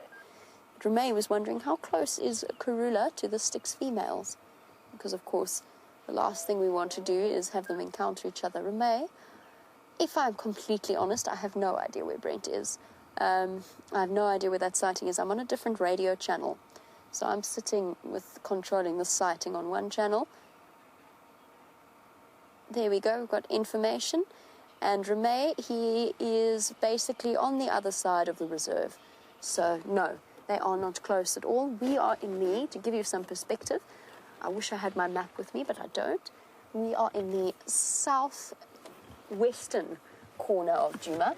We're right down there at the join between Arathusa and Djuma. That is the corner of Djuma. Brent is up in the middle of the northeastern corner. So we're in the southwestern, he's in the northeastern corner, in a straight line. If I had to guess, I don't know exactly where he is, but if I had to guess about where he was, it would be about a mile away, if not more, maybe just more than a mile, and just over 2 kilometers or 2.5 kilometers. He's quite far away. And Karula, she might not be a spring chicken in terms of leopard age, but that means she comes with plenty of experience. These ladies were not quiet last night. I'm sure that Karula knows that they are here. Now they crossed last night around Simbombili and obviously came south from there, so that's up towards the gate and our northwestern corner, and they've walked all the way down south, calling as they go. The big belly stretched out. That is not just buffalo. You know, funnily enough, I think all 3 of them might be pregnant. I haven't had the best look at the female's stomach that's on the left. Oh, what's up, girl? She just made a little groaning noise as she sat up. That's what I did this morning, my girl, at 4 o'clock this morning. I also made that sound as I sat up.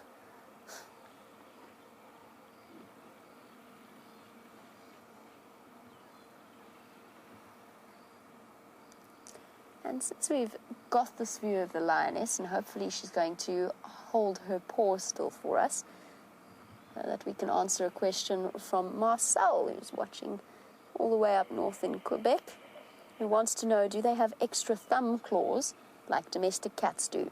And they do, Marcel, on their front feet, and that's actually, if you look on your screen there, you can see her toes, and then on the inside, about a centimeter up, or an inch up from that top toe, there is another paw there, and there's another toe and another claw, known as the dew claw. It is one of the most powerful in a lion's weaponry. It's there in order to help them grip prey. I say fortunate enough, I have before encountered a lion carcass,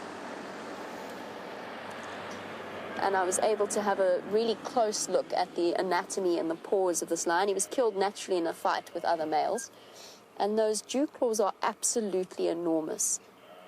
Although they're very similar in design to domestic cats, so 5 toes on the front, 4 on the back, the size difference and the strength difference in those claws is quite mind-boggling.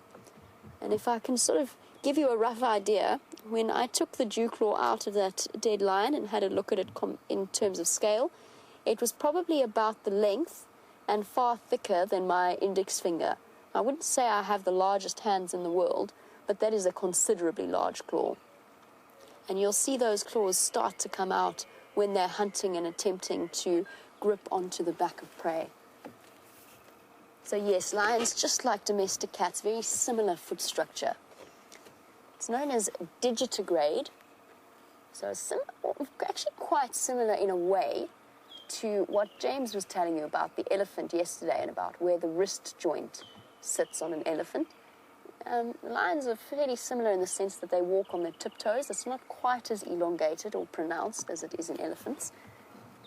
But essentially what we think of sometimes as their knees is actually their ankles. The knees are, and their elbows are further up the arm itself, bending just like ours do, and then up to the shoulder joint.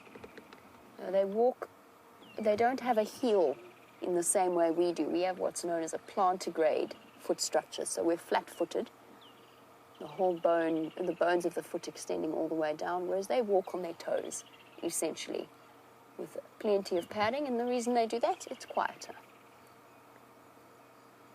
One of those adaptations, built for speed and built for stealth. Having a jolly good clean, and those spines sitting on her tongue, rasping through her fur, and I'm just going to be quiet for a second, see if we can hear her again.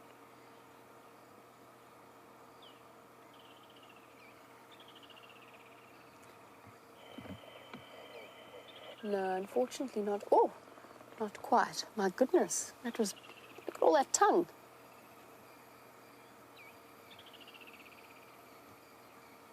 That is a serious tongue. Not often that you get to see them quite so extended. You usually only see the first half of it. There we go, a bit of rasping again. I don't think you're going to be able to hear it, so I'll try and describe it to you. It's almost like it's rubbing your hand on, or rubbing sandpaper down wood. It's a rasping sound. It's very soft, very subtle, but it is there. You can hear her as she cleans her fur. I think she's actually got a clicky jaw as well. I keep hearing clicks as she does that.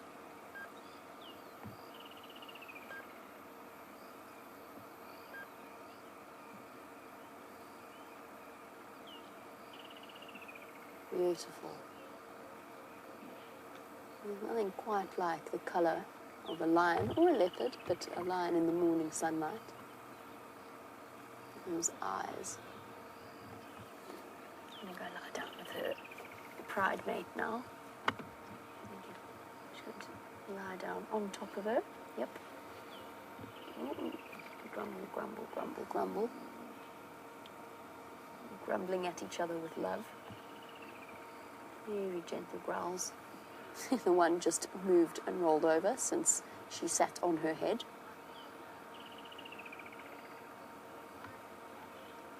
Oh, look at those eyes.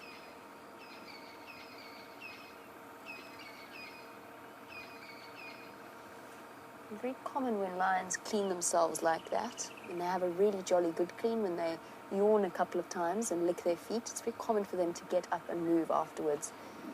The question is just how far they're going to decide to move. There she is, relaxed and down. Now, they've all proved incredibly successful in terms of their hunting abilities and strategies. Oh, there's that paw, beautifully stretched out. You might even see the claws start to peek out of their claw sheaths.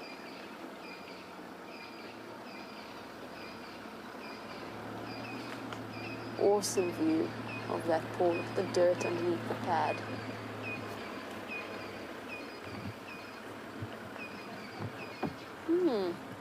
An update for some of you that many of you will know Shanae. She's just joined us at the sighting with her vehicle full of guests. Morning! I'm sure very much enjoying her first few weeks as a fully qualified safari guide, and I admire her tremendously for coming to join the guiding team of the Sabi Sands. It's wonderful to have her on board. Right, back to the conversation about the heavily pregnant lionesses. Anna-Marie would like to know when a lioness is as pregnant, when she's sort of reaching late stage or the late terms, will they participate less in hunting? Not in my experience, Anna-Marie. Generally, they take up the same positions and the same risks. One of those amazing things about animals compared to people, the way in which they are adapted to survival, even whilst heavily pregnant. And of course, for someone like, not someone, but something like a Karula, a female like Karula, as a leopard, would be hunting all on her own, even right up until she goes into labor. And the same applies for the lionesses, even though there are others to do the hunting for them. They don't know that they need to be resting up in their condition, and they don't, generally. Anna-Marie, that being said, it's not impossible. Oh, yes, get comfortable there on the grass. Big sigh. A big girl. You're now even closer than the other lioness was. I'm not going to move for a while because I don't want to scare you with the starting of the engine. Beautiful view. Anna-Marie, that being said, I've said that I've never witnessed them taking a back seat in hunts and letting the other females hunt for them. Is it possible that they take on, or that they don't do as much running, for example? Maybe they aren't the main chaser in a hunt? I don't think we know enough to say whether or not that happens. And certainly in the case, as I think is the case with these lions, I think they're all three of them pregnant. So obviously you can't all take turns in your internment as pregnant ladies to sit back and let everybody else do the work. But whether or not there's some difference in their strategy, I don't know enough to be able to tell you, and I don't think anybody does. But I'll double check that for you, Anna-Marie, and just see if there's any research that's been done into pregnant females. To the best of my knowledge, there's not much difference in their hunting strategies.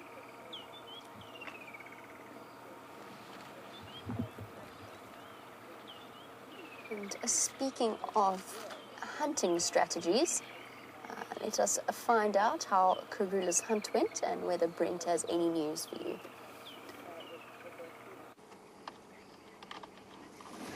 So she went into some really thick stuff, and as I said, we're staying quite far back. We don't want to interfere in any way, whether it be a positive for her or a negative for her. So we could hear some birds alarm calling deeper into the block, but we made the call to leave her be. Let's let her hunt in peace. We can't really follow her without affecting in that really thick bush. So we've let her carry on, and hopefully she's successful. She does have two little hungry mouths to feed, and maybe we'll catch up with her a little bit later on the safari, or even on the sunset safari. We know which general area she's in, and we all know Karula likes to zigzag like no other leopard I've ever followed. So who knows, she might just pop back up onto the road. So it was really wonderful. We got to catch up with her. So great. I love spending time with that particular leopard, and I know all of you guys do as well. And also, we do want to give her the space she needs to hunt and to raise those cubs. So we're going to continue on, see what else is out there in the bushes, and hopefully we'll have lots of other interesting things to show you. So while we move on, I know you guys can't wait to get back to Jamie and those gorgeous girls.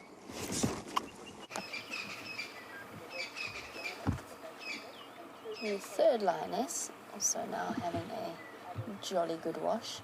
She'll probably get up in a moment as well. And as you can see, their patch of shade slowly shrinking away, and she's starting to be exposed to the sun. And there's much better shade right here next to our vehicle. So I imagine we will soon have a third lioness lying down right on top of us.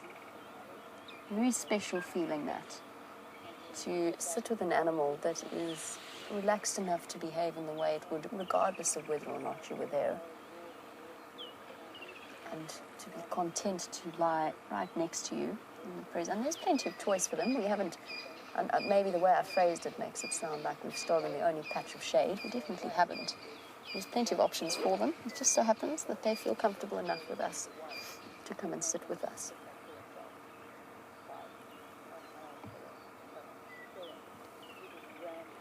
Also, same as the technique of the lioness before her, scraping away at those claws and feet, making sure that there's no build-up of dirt around them. In a very lazy way. She's the last female to have a good look and see if she's pregnant. As for how pregnant they are, that remains to be seen. I would not claim to be any sort of expert in terms of determining exactly how far along they are. To me, the large female in front of us that you're looking at on your screen now, to me she looks pretty much coming close towards the end of her term. But that remains to be seen. It will probably disappear off on her own for a while, and we'll only find out in a couple of weeks or maybe a month or two whether or not she has given birth, depending on where she decides to disappear off to. And if anybody bumps into her, of course.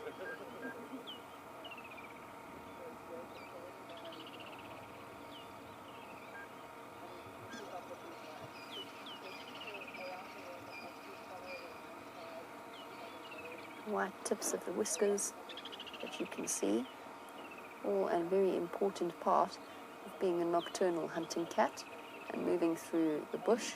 Make sure that you don't poke out your eyes or poke yourself in the face.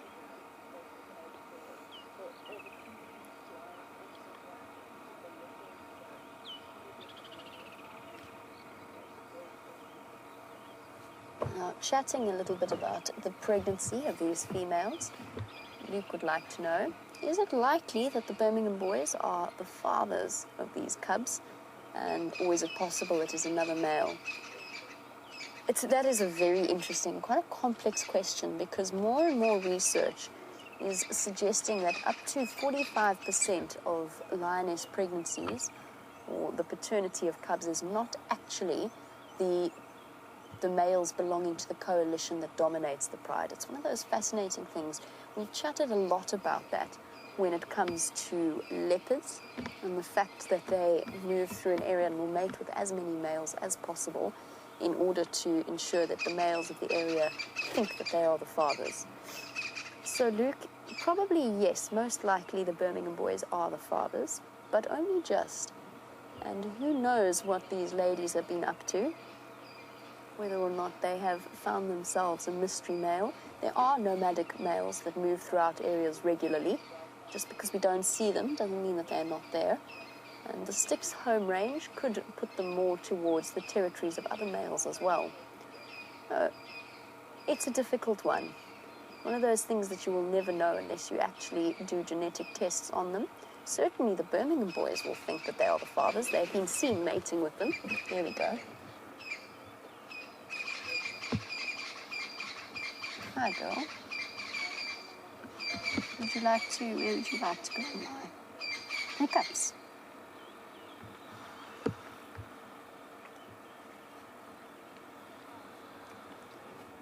How awesome is that? Beautiful.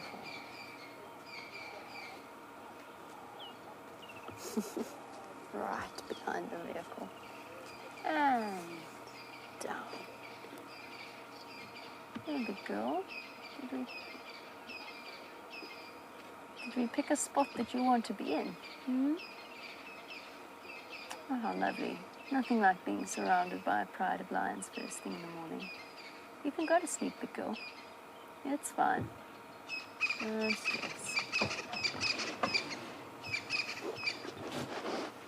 Obviously, this is an ideal situation, although maybe not so ideal. Franklin, shush.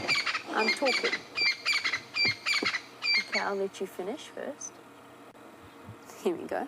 Flopped behind the back of the vehicle. What I was going to say was this is an ideal situation because the animal, rather than us encroaching on the animal's space, the animal has chosen to come to us first. Now, for those of you who see us in these open vehicles, and I know that certainly if you're watching for the first time and you haven't seen this happen before, you might be concerned that we might be in some kind of danger and some kind of risk. And the answer is no, because our cameramen generally know exactly how to behave on the back of the vehicle, and the lions are incredibly accustomed to it. Plus, the fact that she chose to come to us is a very important factor in that decision. That being said, wild animals, you never get complacent. So, although I'm perfectly comfortable with her lying here, she's not going to jump on the back of the vehicle with us. We're not on our menu, we're not a threat to her, she has no reason to. I'm not ever going to take that for absolute 100% granted. I'm always watching what's happening in a sighting around me, even if it's a perfectly comfortable situation, just in case we have to act fast. It's just a matter of reading their body language. You don't ever want to get complacent where wild animals are concerned, and you certainly don't want to be arrogant enough to believe yourself, fully capable of predicting exactly what they're going to do, because they're animals and they're wild, and it's their choice what they decide to do. Luke, we were talking about the fathers. The Birmingham boys will certainly consider themselves to be the fathers of the female's cubs.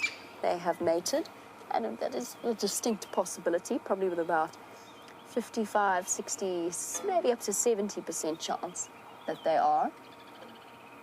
But lionesses are sneaky when it comes to mating. They will do anything for the safety of their cubs, so mating with as many males as possible will ensure the safety of their offspring. Because whilst male lions maybe don't know an area per se if they're nomadic, they will still recognize individual females that they have mated with, and they will know that they have mated with them.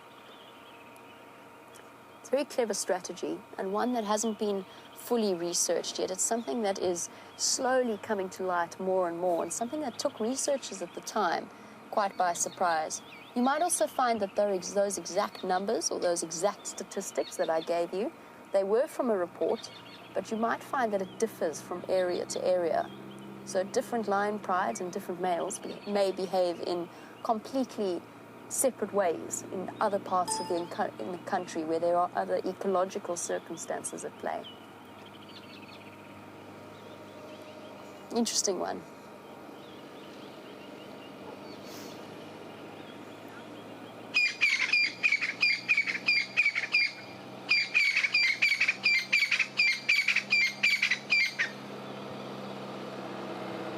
Goodness me. Franklin, are you quite finished? Or are you still going to shout at us? Have you spotted them? Ah, there we go. Well done, Wium.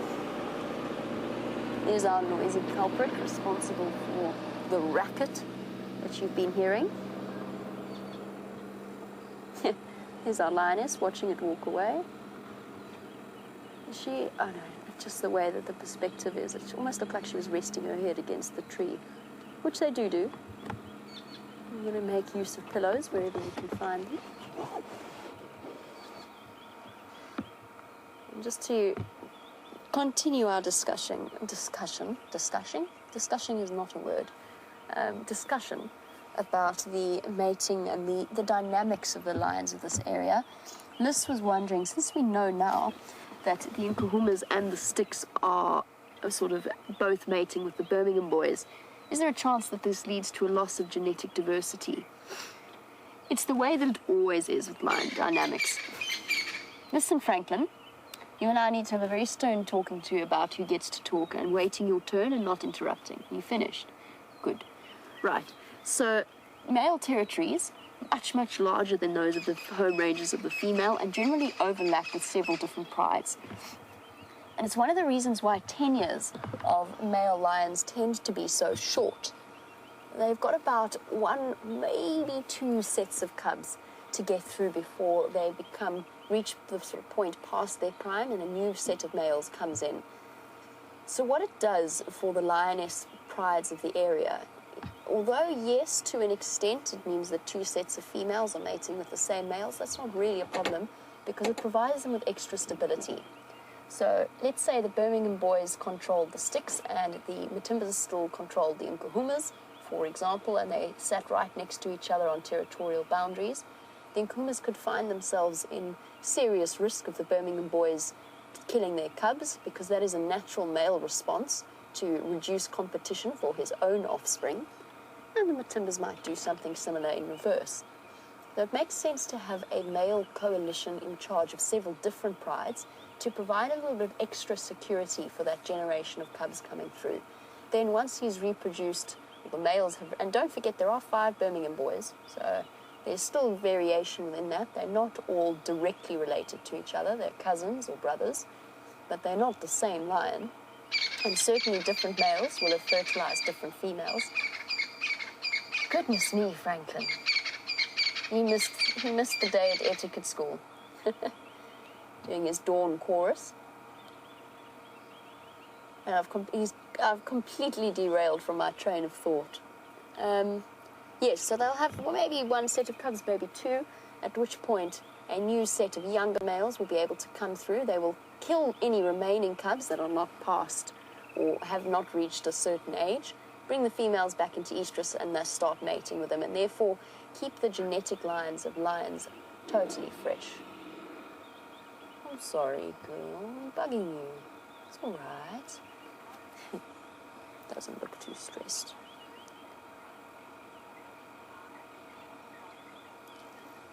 And she just gave me quite a serious look. And she's still doing it. She's still looking straight into my eyes. Robin was wondering, Robin watching in Maryland, is it unnerving to have a lion look you straight in the eyes?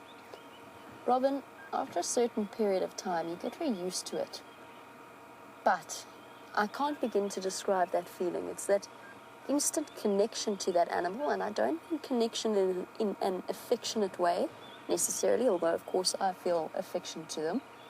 They certainly don't feel the same towards me.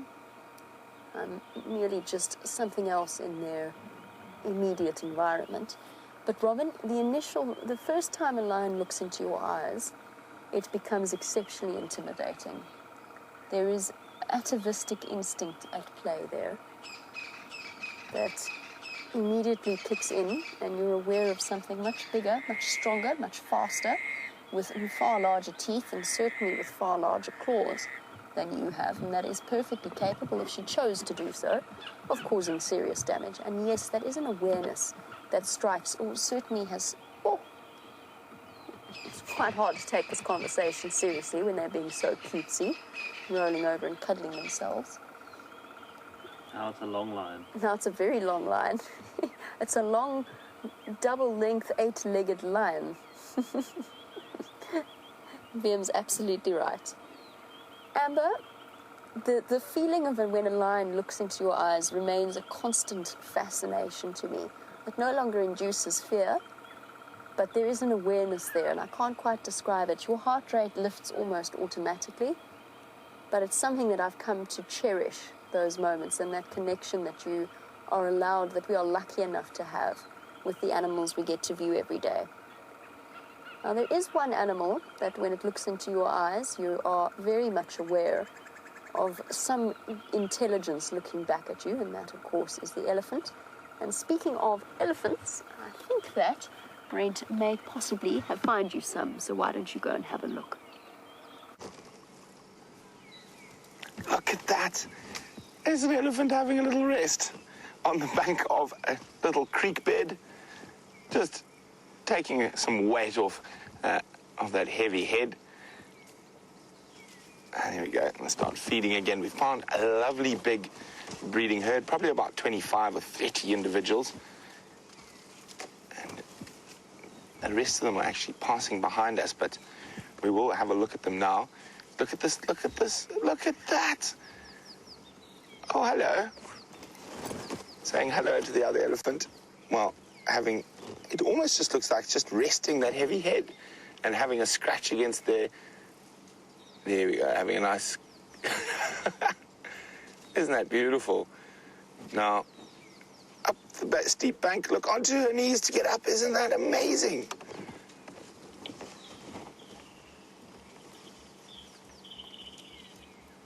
We have been so spoiled with elephants in the last couple of months. I'm just going to move the car slightly. We've seen some incredible behavior.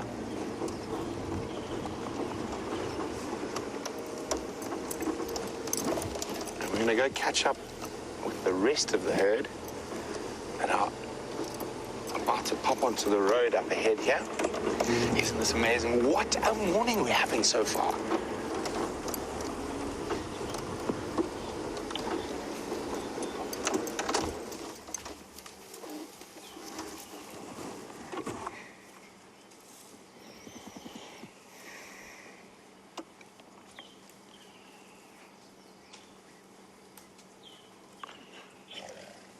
So hi, Samantha, who's 10. And Samantha's wondering, how tall will a baby elephant grow to be? Well, Samantha, it depends on a male or female. The females will probably get to just over 2.5 meters at the shoulder, and the males can get up to 4 meters. I'm afraid, Samantha, my feet conversions are not very good. And a big female elephant will probably weigh around 3,500 kilograms, 3.5 ton. And a big male can weigh up to 6,000 kilograms. The largest ever recorded elephant is from southern Angola, and that weighed 9,000 kilograms, 9 tons. Absolutely incredible. Hello. I'm hoping they're going to move towards the Buffalo's Hook waterhole and go for a splish splash.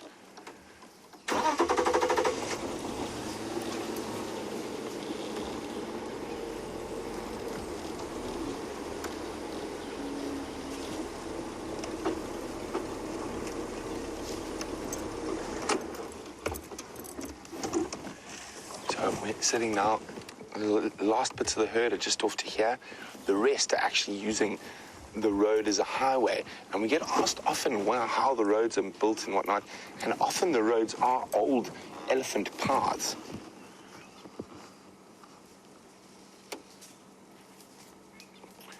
So we have a question from within our very own team, from Leanne, who's one of the APs, about an elephant's feet, as we see the walking away from us there.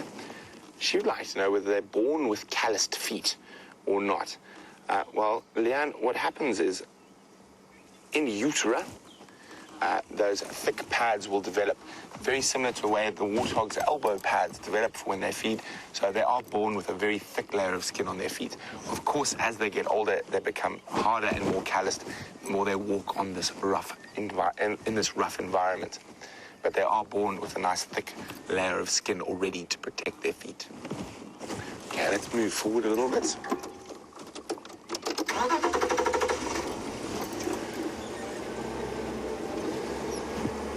It's very important, start the car, don't move immediately, and into low range so we can keep our revs really low so we don't upset the ellies at all, although this herd looks particularly relaxed.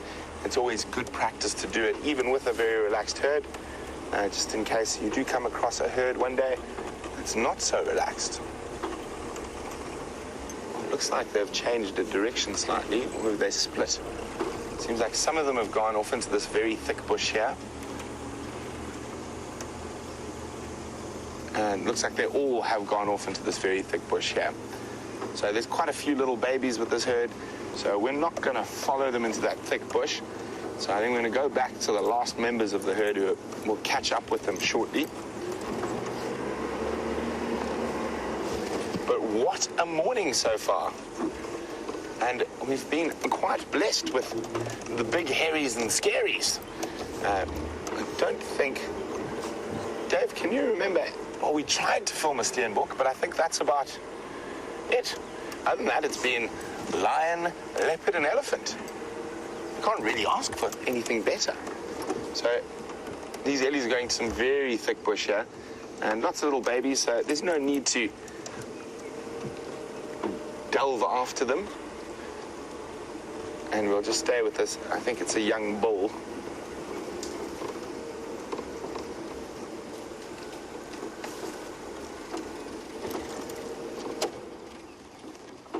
Hello, little man.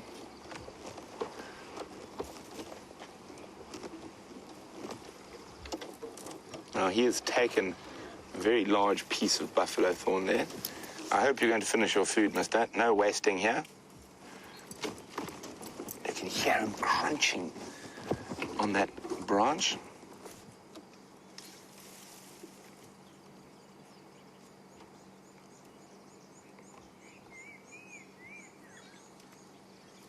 There we go. He's going to bring it back up to his mouth.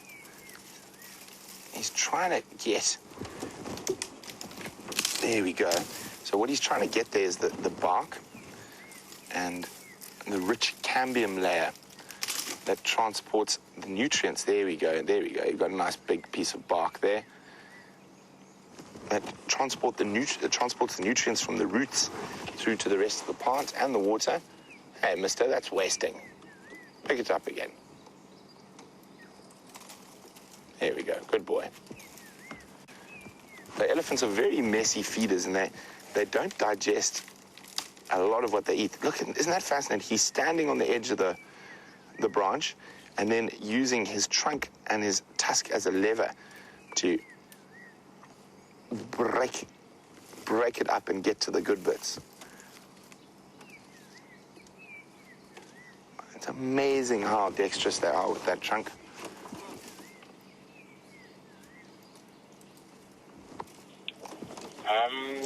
It's still 3 more, and maybe... Look, there we go. He's doing it again. So, using his...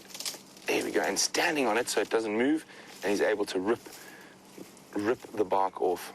You can tell me when you tell me it will be loud. Pesky thorns getting stuck on all the surrounding bushes. Now, Justin was wondering, can you feel when a large elephant walks past you? Unbelievably not, Justin. So they have an incredible sort of shock absorber system in their feet, and they've got this large cartilaginous pad, and they can walk very softly and very quietly for an animal of that size.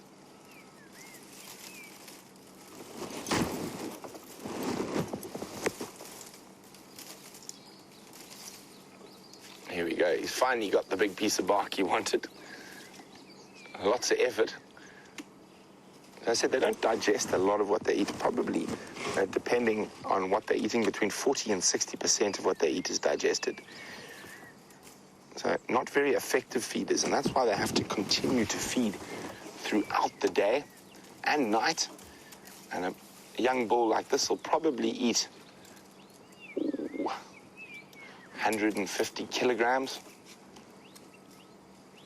so over 400 pounds of vegetable matter in a day. They have the capabilities of also drinking about 100 liters of water in a day. To give you an idea, their trunk can hold about 8 liters of water at any one time. 8 liters is just under 2 gallons.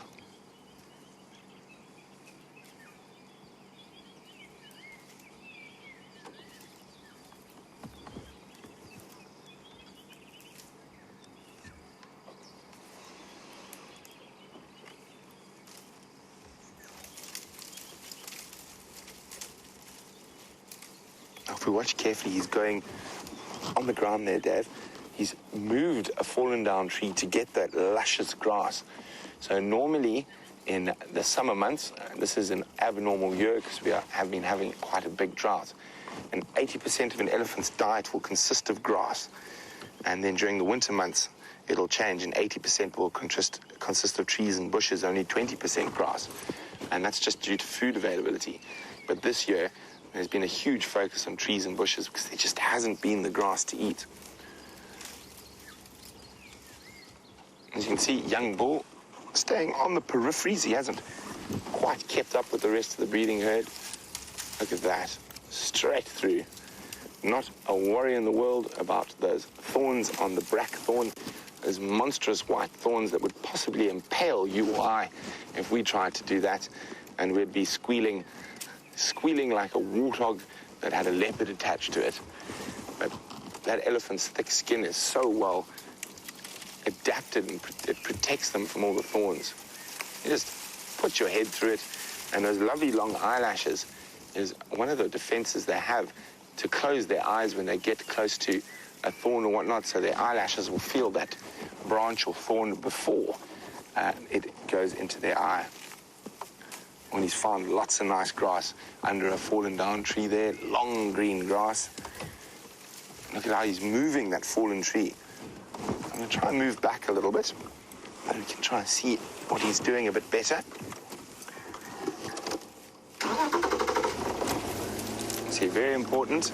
Let the car run for a little bit. Let him realize that we're not a threat at all, and then move very slowly. You can see now he initially lifted his head. Now he's gone back to feeding, and he's no more than about 4 foot from Dave at the moment. There we go. So when spending time with an incredibly large and powerful animal like an elephant, it's very important to understand their body language, and that's what keeps us safe, our experience and our knowledge. Look at him, after all that grass, and he's moved a fallen down branch to, there we go, he's going to do it again, to get to the other grass that's been protected. So the other animals obviously are not as strong as him. They can't just lift up fallen down branches and trees to get to what's growing underneath. There we go, look at that nice big mouthful of fresh green grass. It looks to me to be a very good grass species. It looks actually to be a grass called panicum, and that's a very, very sought after grazing grass by lots of animals. Hey, mister. So if we have a look at his eyes there, Dave, that he's so nice and close, we can have a look at those eyelashes in detail. See those lovely long lashes? I'm sure there's a few ladies who are a little jealous out there of this little boy who's got beautiful long lashes. And that's to protect the eyes from branches and thorns. So they'll touch the eyelashes first. So now he's coming even closer to us. Hey, mister. Look at that. So now it's very important to keep still. If he put his trunk out, he would actually reach over the whole vehicle. Oh, he got a little bit nervous, decided not to come any closer. He's going to move around the back of the car. Hey, don't get cheeky now, mister. Just behave yourself. He's coming around the other side now. I think he's going to slowly move off and join the rest of the breeding herd.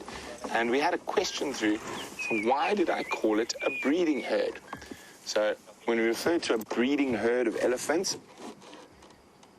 it was from Jen in Minnesota. It's females with babies. So those females will be actively breeding when in estrus with musk bulls. So you do get bull herds of elephants. Sometimes they can get quite big, up to 10, 15 even. Sometimes even over 30 I've seen in other parts of Africa. And that would be a bull herd. So no breeding amongst all the boys. You need the girls for that. So a breeding herd is generally a group of related females and their offspring.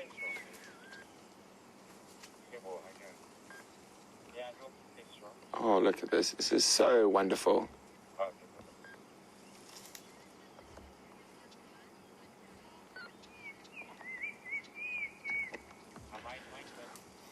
Now, a very interesting question from Siberia, who's one of our zoomies. For those who are not sure what a zoomie is a wonderful creature that looks after and zooms on the stationary waterhole cameras all about. And Siberia would like to know, do elephants ever chew on bones like giraffe, impala, and some of the other antelopes?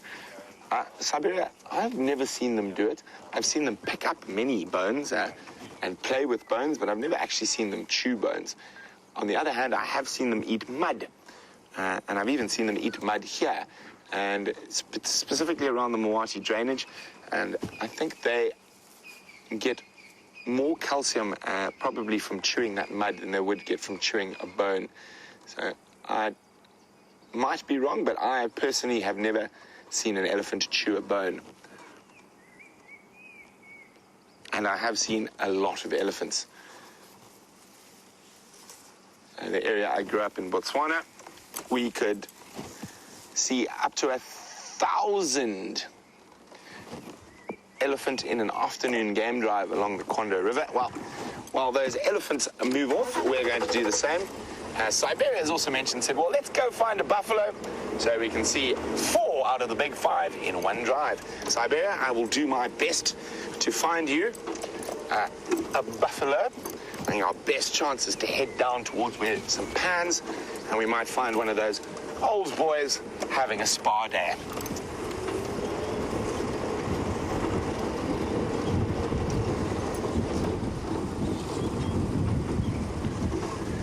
So while we leave the great grey behemoths and go in search of a dark black, not so great, but still a behemoth, let's go back to Jamie with the gorgeous ladies.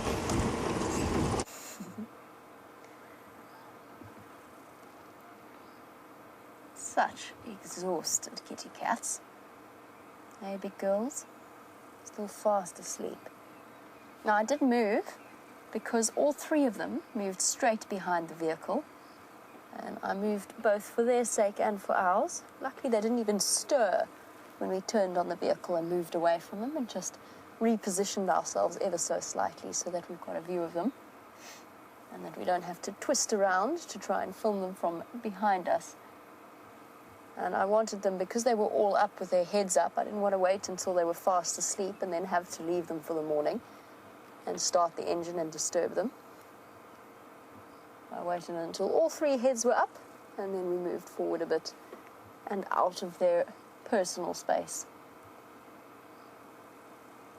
Interesting to watch the 3 of them and the way that they are behaving. First of all, of course, we get that tremendous sense that they are very comfortable with us at the vehicle, or within the vehicle itself. That being said, we've been kept a very close eye on by the female closest to us.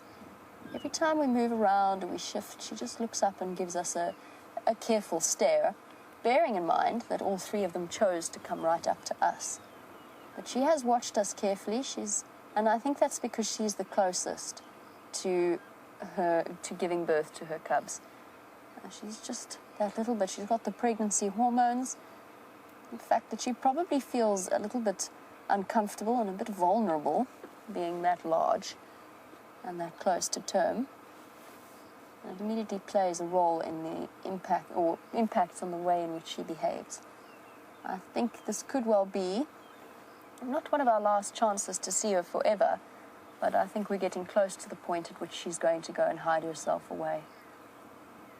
I'm no expert, I'm not a vet or an expert on lion pregnancy, but it looks to me like that should be the case.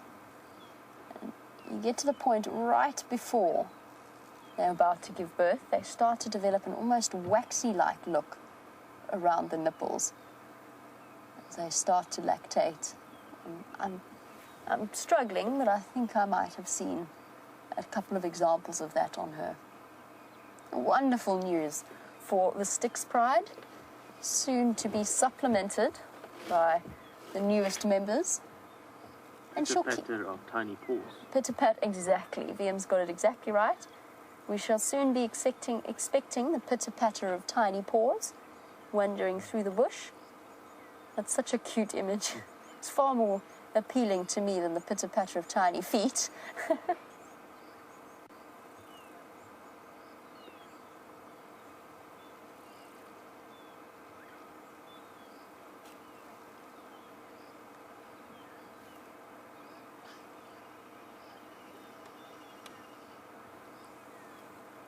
Now, we've spoken a lot about the dynamics and the role which the Birmingham boys will play in the lives of these cubs, and the fact that they have provided a secure situation in which the females can raise their cubs. Jess, who's watching on Twitter, was wondering, will a male lion, protect cubs that he believes to be his own? And the answer to that, Jess, is yes, in a way.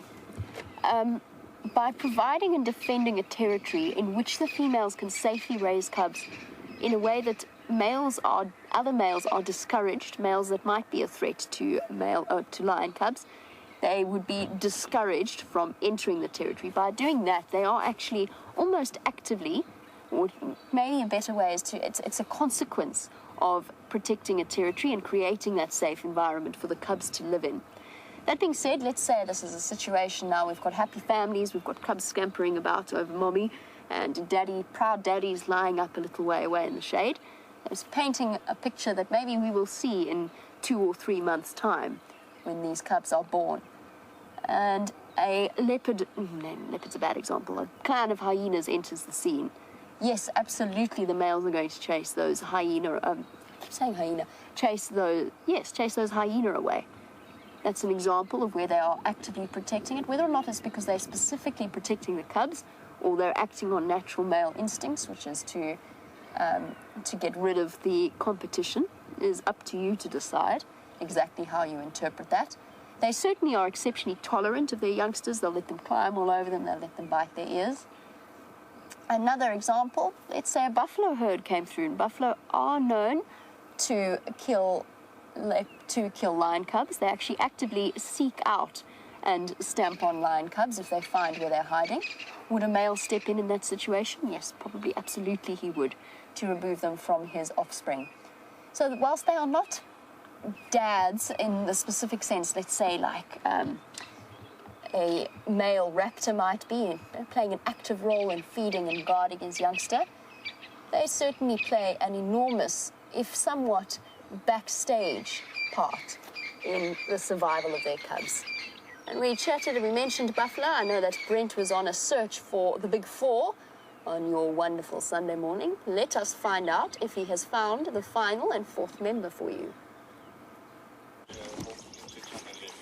So we found the missing member of the big four, but I'm more excited by the bird on its back. It is a yellow-billed oxpecker. And there's been a phenomenal recovery of these birds in the last couple of years. And, of course, there's a buffalo underneath it. And, sorry, I forgot to mention that. But I'm far more excited about the bird on the back. And they are absolutely beautiful, quite a bit bigger than the red-billed oxpecker. And we'll try to get close again. That oxpecker was being very kind, letting us get very close to him and the buffalo without flying off. And you can see that incredible color in its eye, that red eye. So we came in search of buffalo, and we got a bonus. Oh, he's having a scratch. Now, you see, he's just having a little scratch there. Now, there we go, there's that yellow-billed oxpecker. Let's have a look at the buffalo. Trying to get the ticks out from behind his ears, having a good scratch on the branch there. Now, a very interesting thing is, especially when you're around drainage systems, you find timberties that have been debarked. And timberties are quite noxious, and elephants don't eat them generally, and they won't eat the bark. And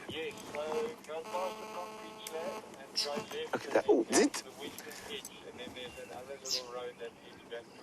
You can hear that oxpecker. It's calling to the others that are answering off in the bush here. There's another buffalo in there with another oxpecker, and I saw it earlier. It was a juvenile yellow-billed. So I think it's going to be interesting to see if the juvenile... Here it comes, it's coming, come back. It looks like it's flying to join the adult. I saw it take off.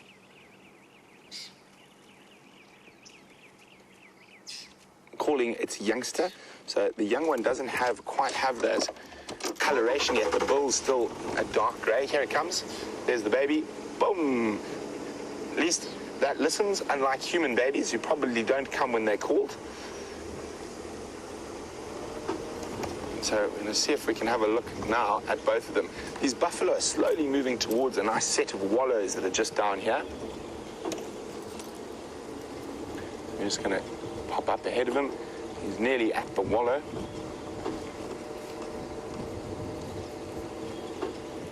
Hey, big boy.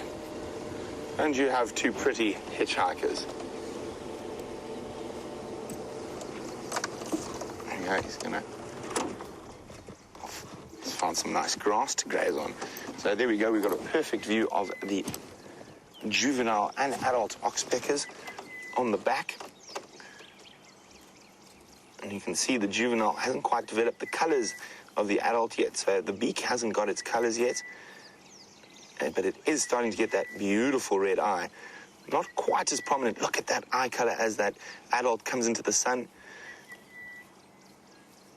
What a beautiful bird. And the juvenile there, and very well behaved.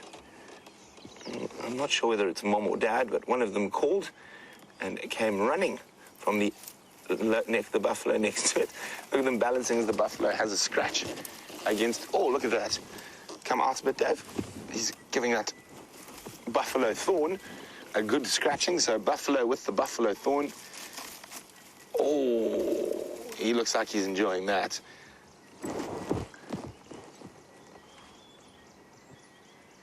Oh, and imagine that. Here comes maybe mom or dad with the rest of the kids on the other buffalo. So we've got 5, 6 yellow-billed oxpeckers with us at the moment. Well, actually, I think mom and dad, the other 2 from this buffalo who was scratching, decided he was moving around too much. So I went to the buffalo that is not as difficult to sit on. And he's got the whole fam dam on the back there. Mom, dad, and a sub-adult. So just saying, you find timbuti trees that have been debarked, and they're debarked by buffalo, doing exactly what this particular one's doing to the buffalo thorn. And there's a very particular reason they choose the timbuti tree. As a lot of our viewers will know, it's highly noxious. It has a very poisonous milky latex. And what the buffalo does, obviously that hard horn is keratin, and they rub it against that noxious tree, and they get that milky latex stuck inside those little hollows and rivets that are on the boss of the buffalo, and it acts as a natural fly and tick repellent. Isn't that absolutely amazing? Well, the oxpeckers have taken off. They've gone to look for better buffalo. There we go. Just whoop, out of the way. Oh, maybe not into the way.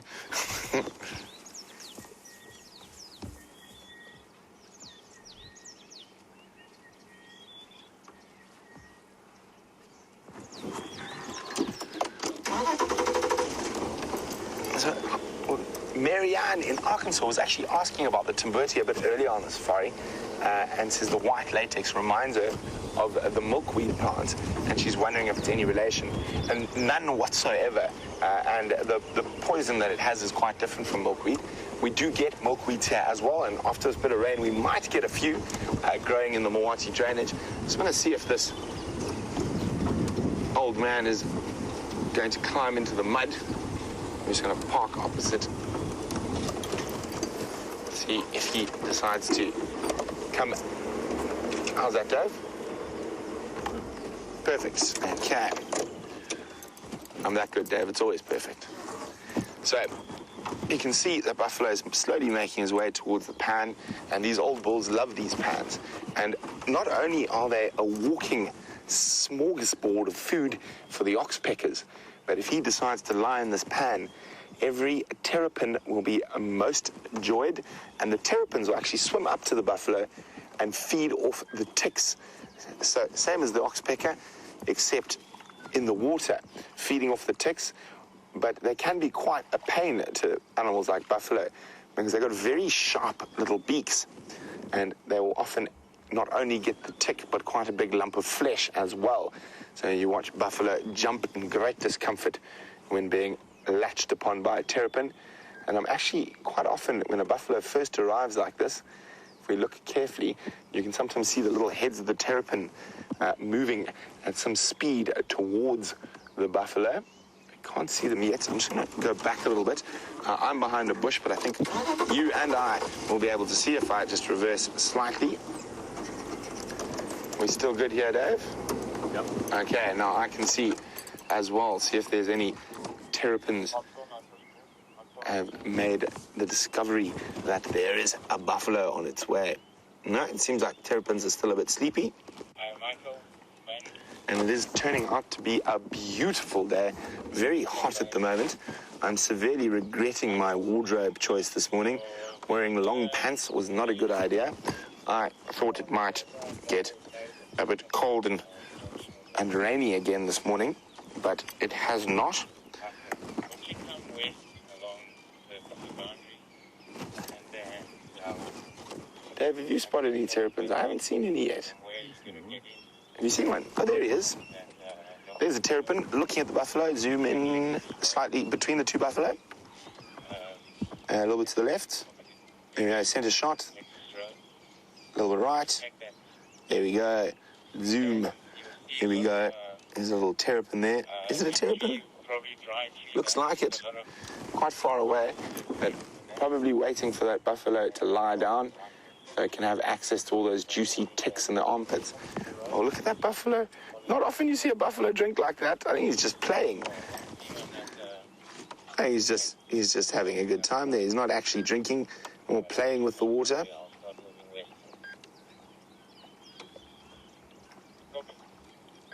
Maybe he found a rogue chili plant out in the bush and he needs to cool his mouth down.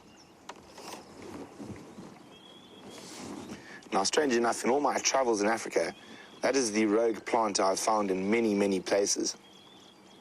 The chili, particularly the bird's eye chili, the little one. There you go. Clean your nostrils. Lovely tasting snot in the morning.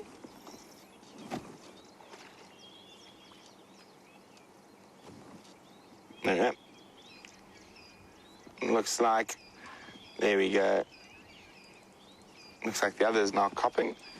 Playing with the water again to the left there.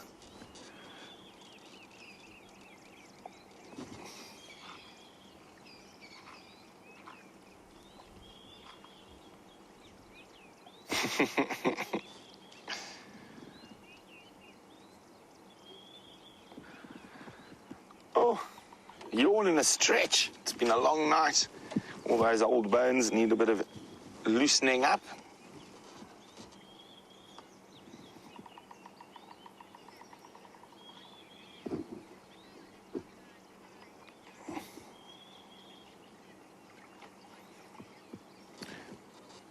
So Skeptazine on YouTube is wondering, do hippo and buffalo tolerate each other? It all depends on the circumstance. I've seen hippo chase buffalo, I've seen buffalo chase hippo.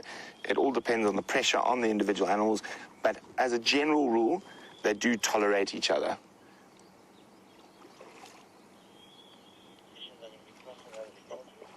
Oh, it looks like these guys are not quite ready to lie down. And I'm sure as it gets warmer, they're going to plonk themselves firmly in this little muddy pan. And I want to say, I think that's an excellent idea because today is going to be a scorcher. And the sky is incredibly blue after the rain and there's almost no dust. And look at that. Now, there's a wonderful song by an artist called Johnny Clegg called African Sky Blue. So it's already 76 degrees Fahrenheit, and on that note, we're going to beetle off, and hopefully we can find you some other interesting things. But there we go, Siberia. You wanted buffalo to wrap up the big four for the morning, and you got them. So let's jump back to Jamie with the lions for a little bit, and hopefully we'll find you something fascinating on the way.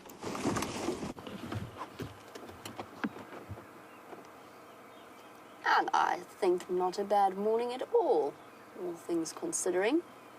Lovely to see the Styx ladies. And there's a good chance, given their current position, that they will be hanging around for the sunset safari as well. I don't know how you guys feel, but I don't think that these lions look set to go anywhere.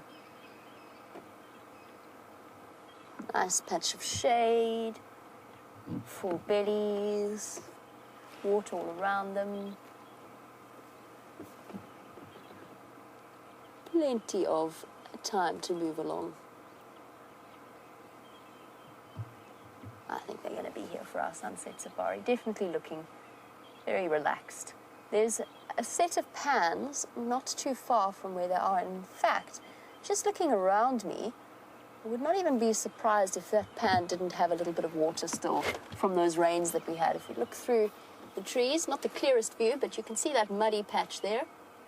There's a chance that there's a little bit of water in the depression.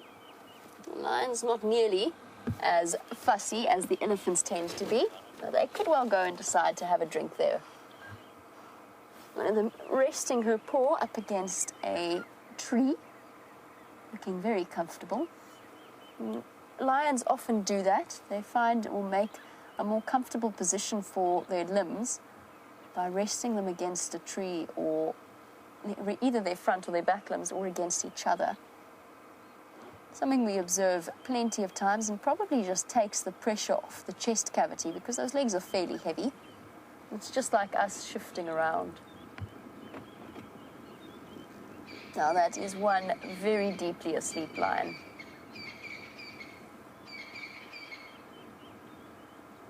Done for the day.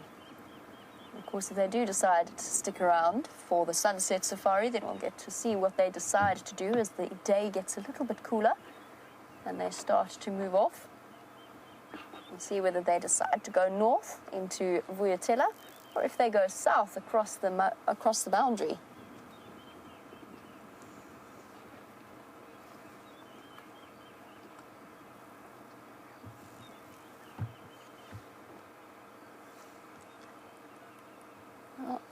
Not the clearest view of the lion's different body parts, but Sibusiso, one of our viewers, who is also known as the Black Mamba and comes from Hammanskraal in South Africa, Sibusiso was wondering about the tuft of hair at the end of a lion's tail.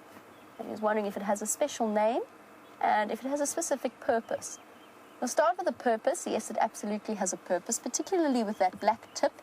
It allows the lions, it sort of highlights the tail so that the other lions can interpret the way in which the lion is feeling. A thrashing tail, as I mentioned at the start of the sunrise safari, means a cross line, but different flicks in different directions.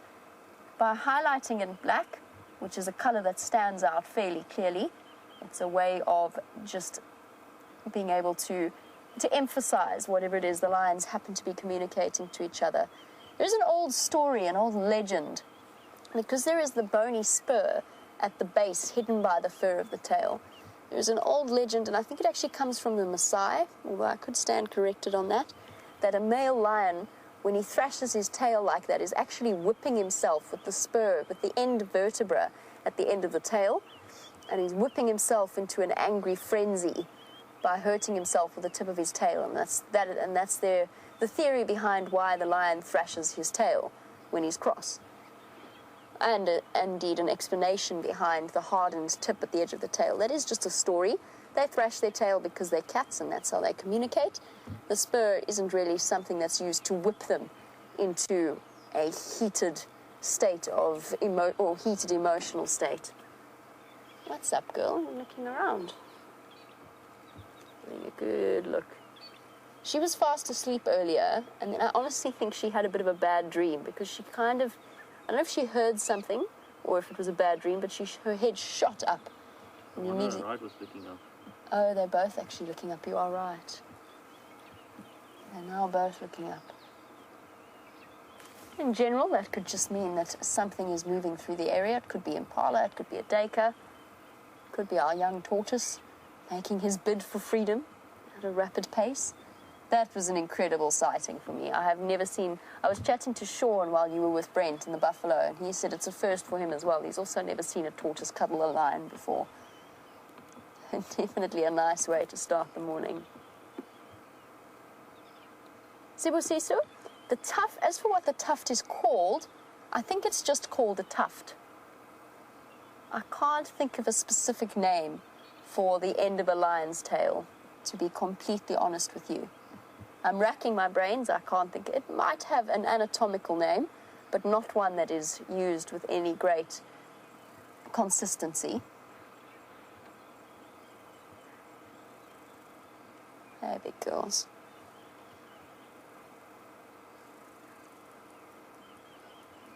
We're drawing to the end of our sunrise safari, and I think that Brent would just like to say farewell to you quickly, so I'm going to send you just ever so quickly onto the back of his vehicle, and we'll be back with you shortly.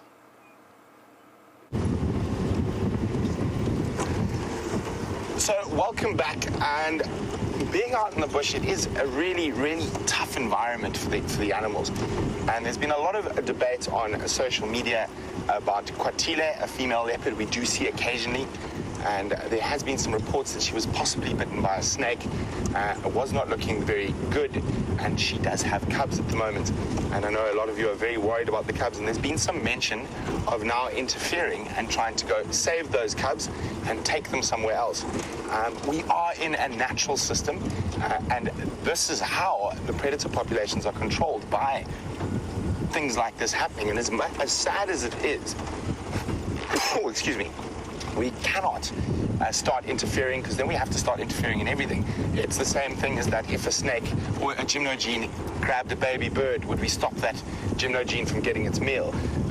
And it is very sad, and she is a very beautiful leopard. I know a lot of you are very fond of her. I am very fond of her. I think she's a stunning creature. And it is not confirmed that she has died yet. But if she has, those cubs will die. And that is what nature is, and we mustn't now start fiddling. There's a very good term for what humans quite often like to be. We like to be gardeners in Eden. We are in Eden now, and it's nature at its best, and now we want to garden it. We want to change it to suit our personal needs, which is incorrect. Now, I know a lot of you saying, but we took Sindile away. And there's also some rumors that he might be coming back. I can guarantee you he's not. It would be very, very bad for the whole environment if he came back. Now, Sindile was removed because he took a domestic dog that had tested positive for rabies. So there is where man has interfered on the Eden, and that is why he was removed and that was interfered. But with something like, if it has happened to Kwatile, we're not going to get involved. I know it's very difficult for a lot of you, but I'm afraid that is nature. At its most raw, and it's most beautiful, actually, if you think about it. So on that slightly sad note, let's go back to a very happy note, and back to all the lovely ladies, the Styx and Jamie.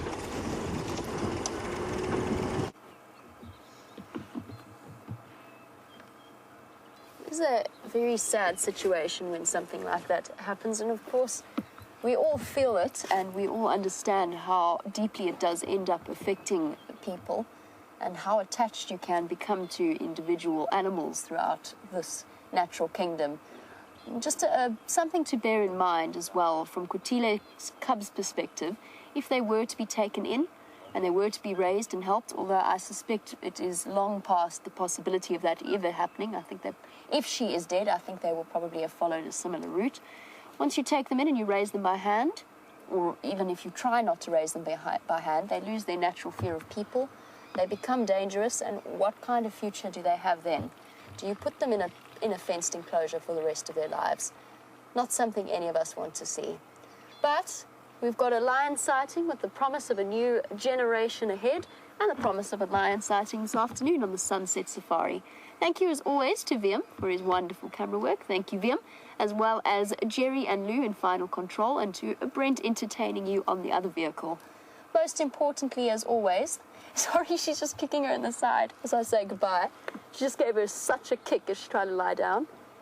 Thank you to you, the viewers, for joining us and for sending through your questions and your comments. I'm going to say farewell for now and have a wonderful day and enjoy this last view of the Styx lionesses for now. Cheers, guys.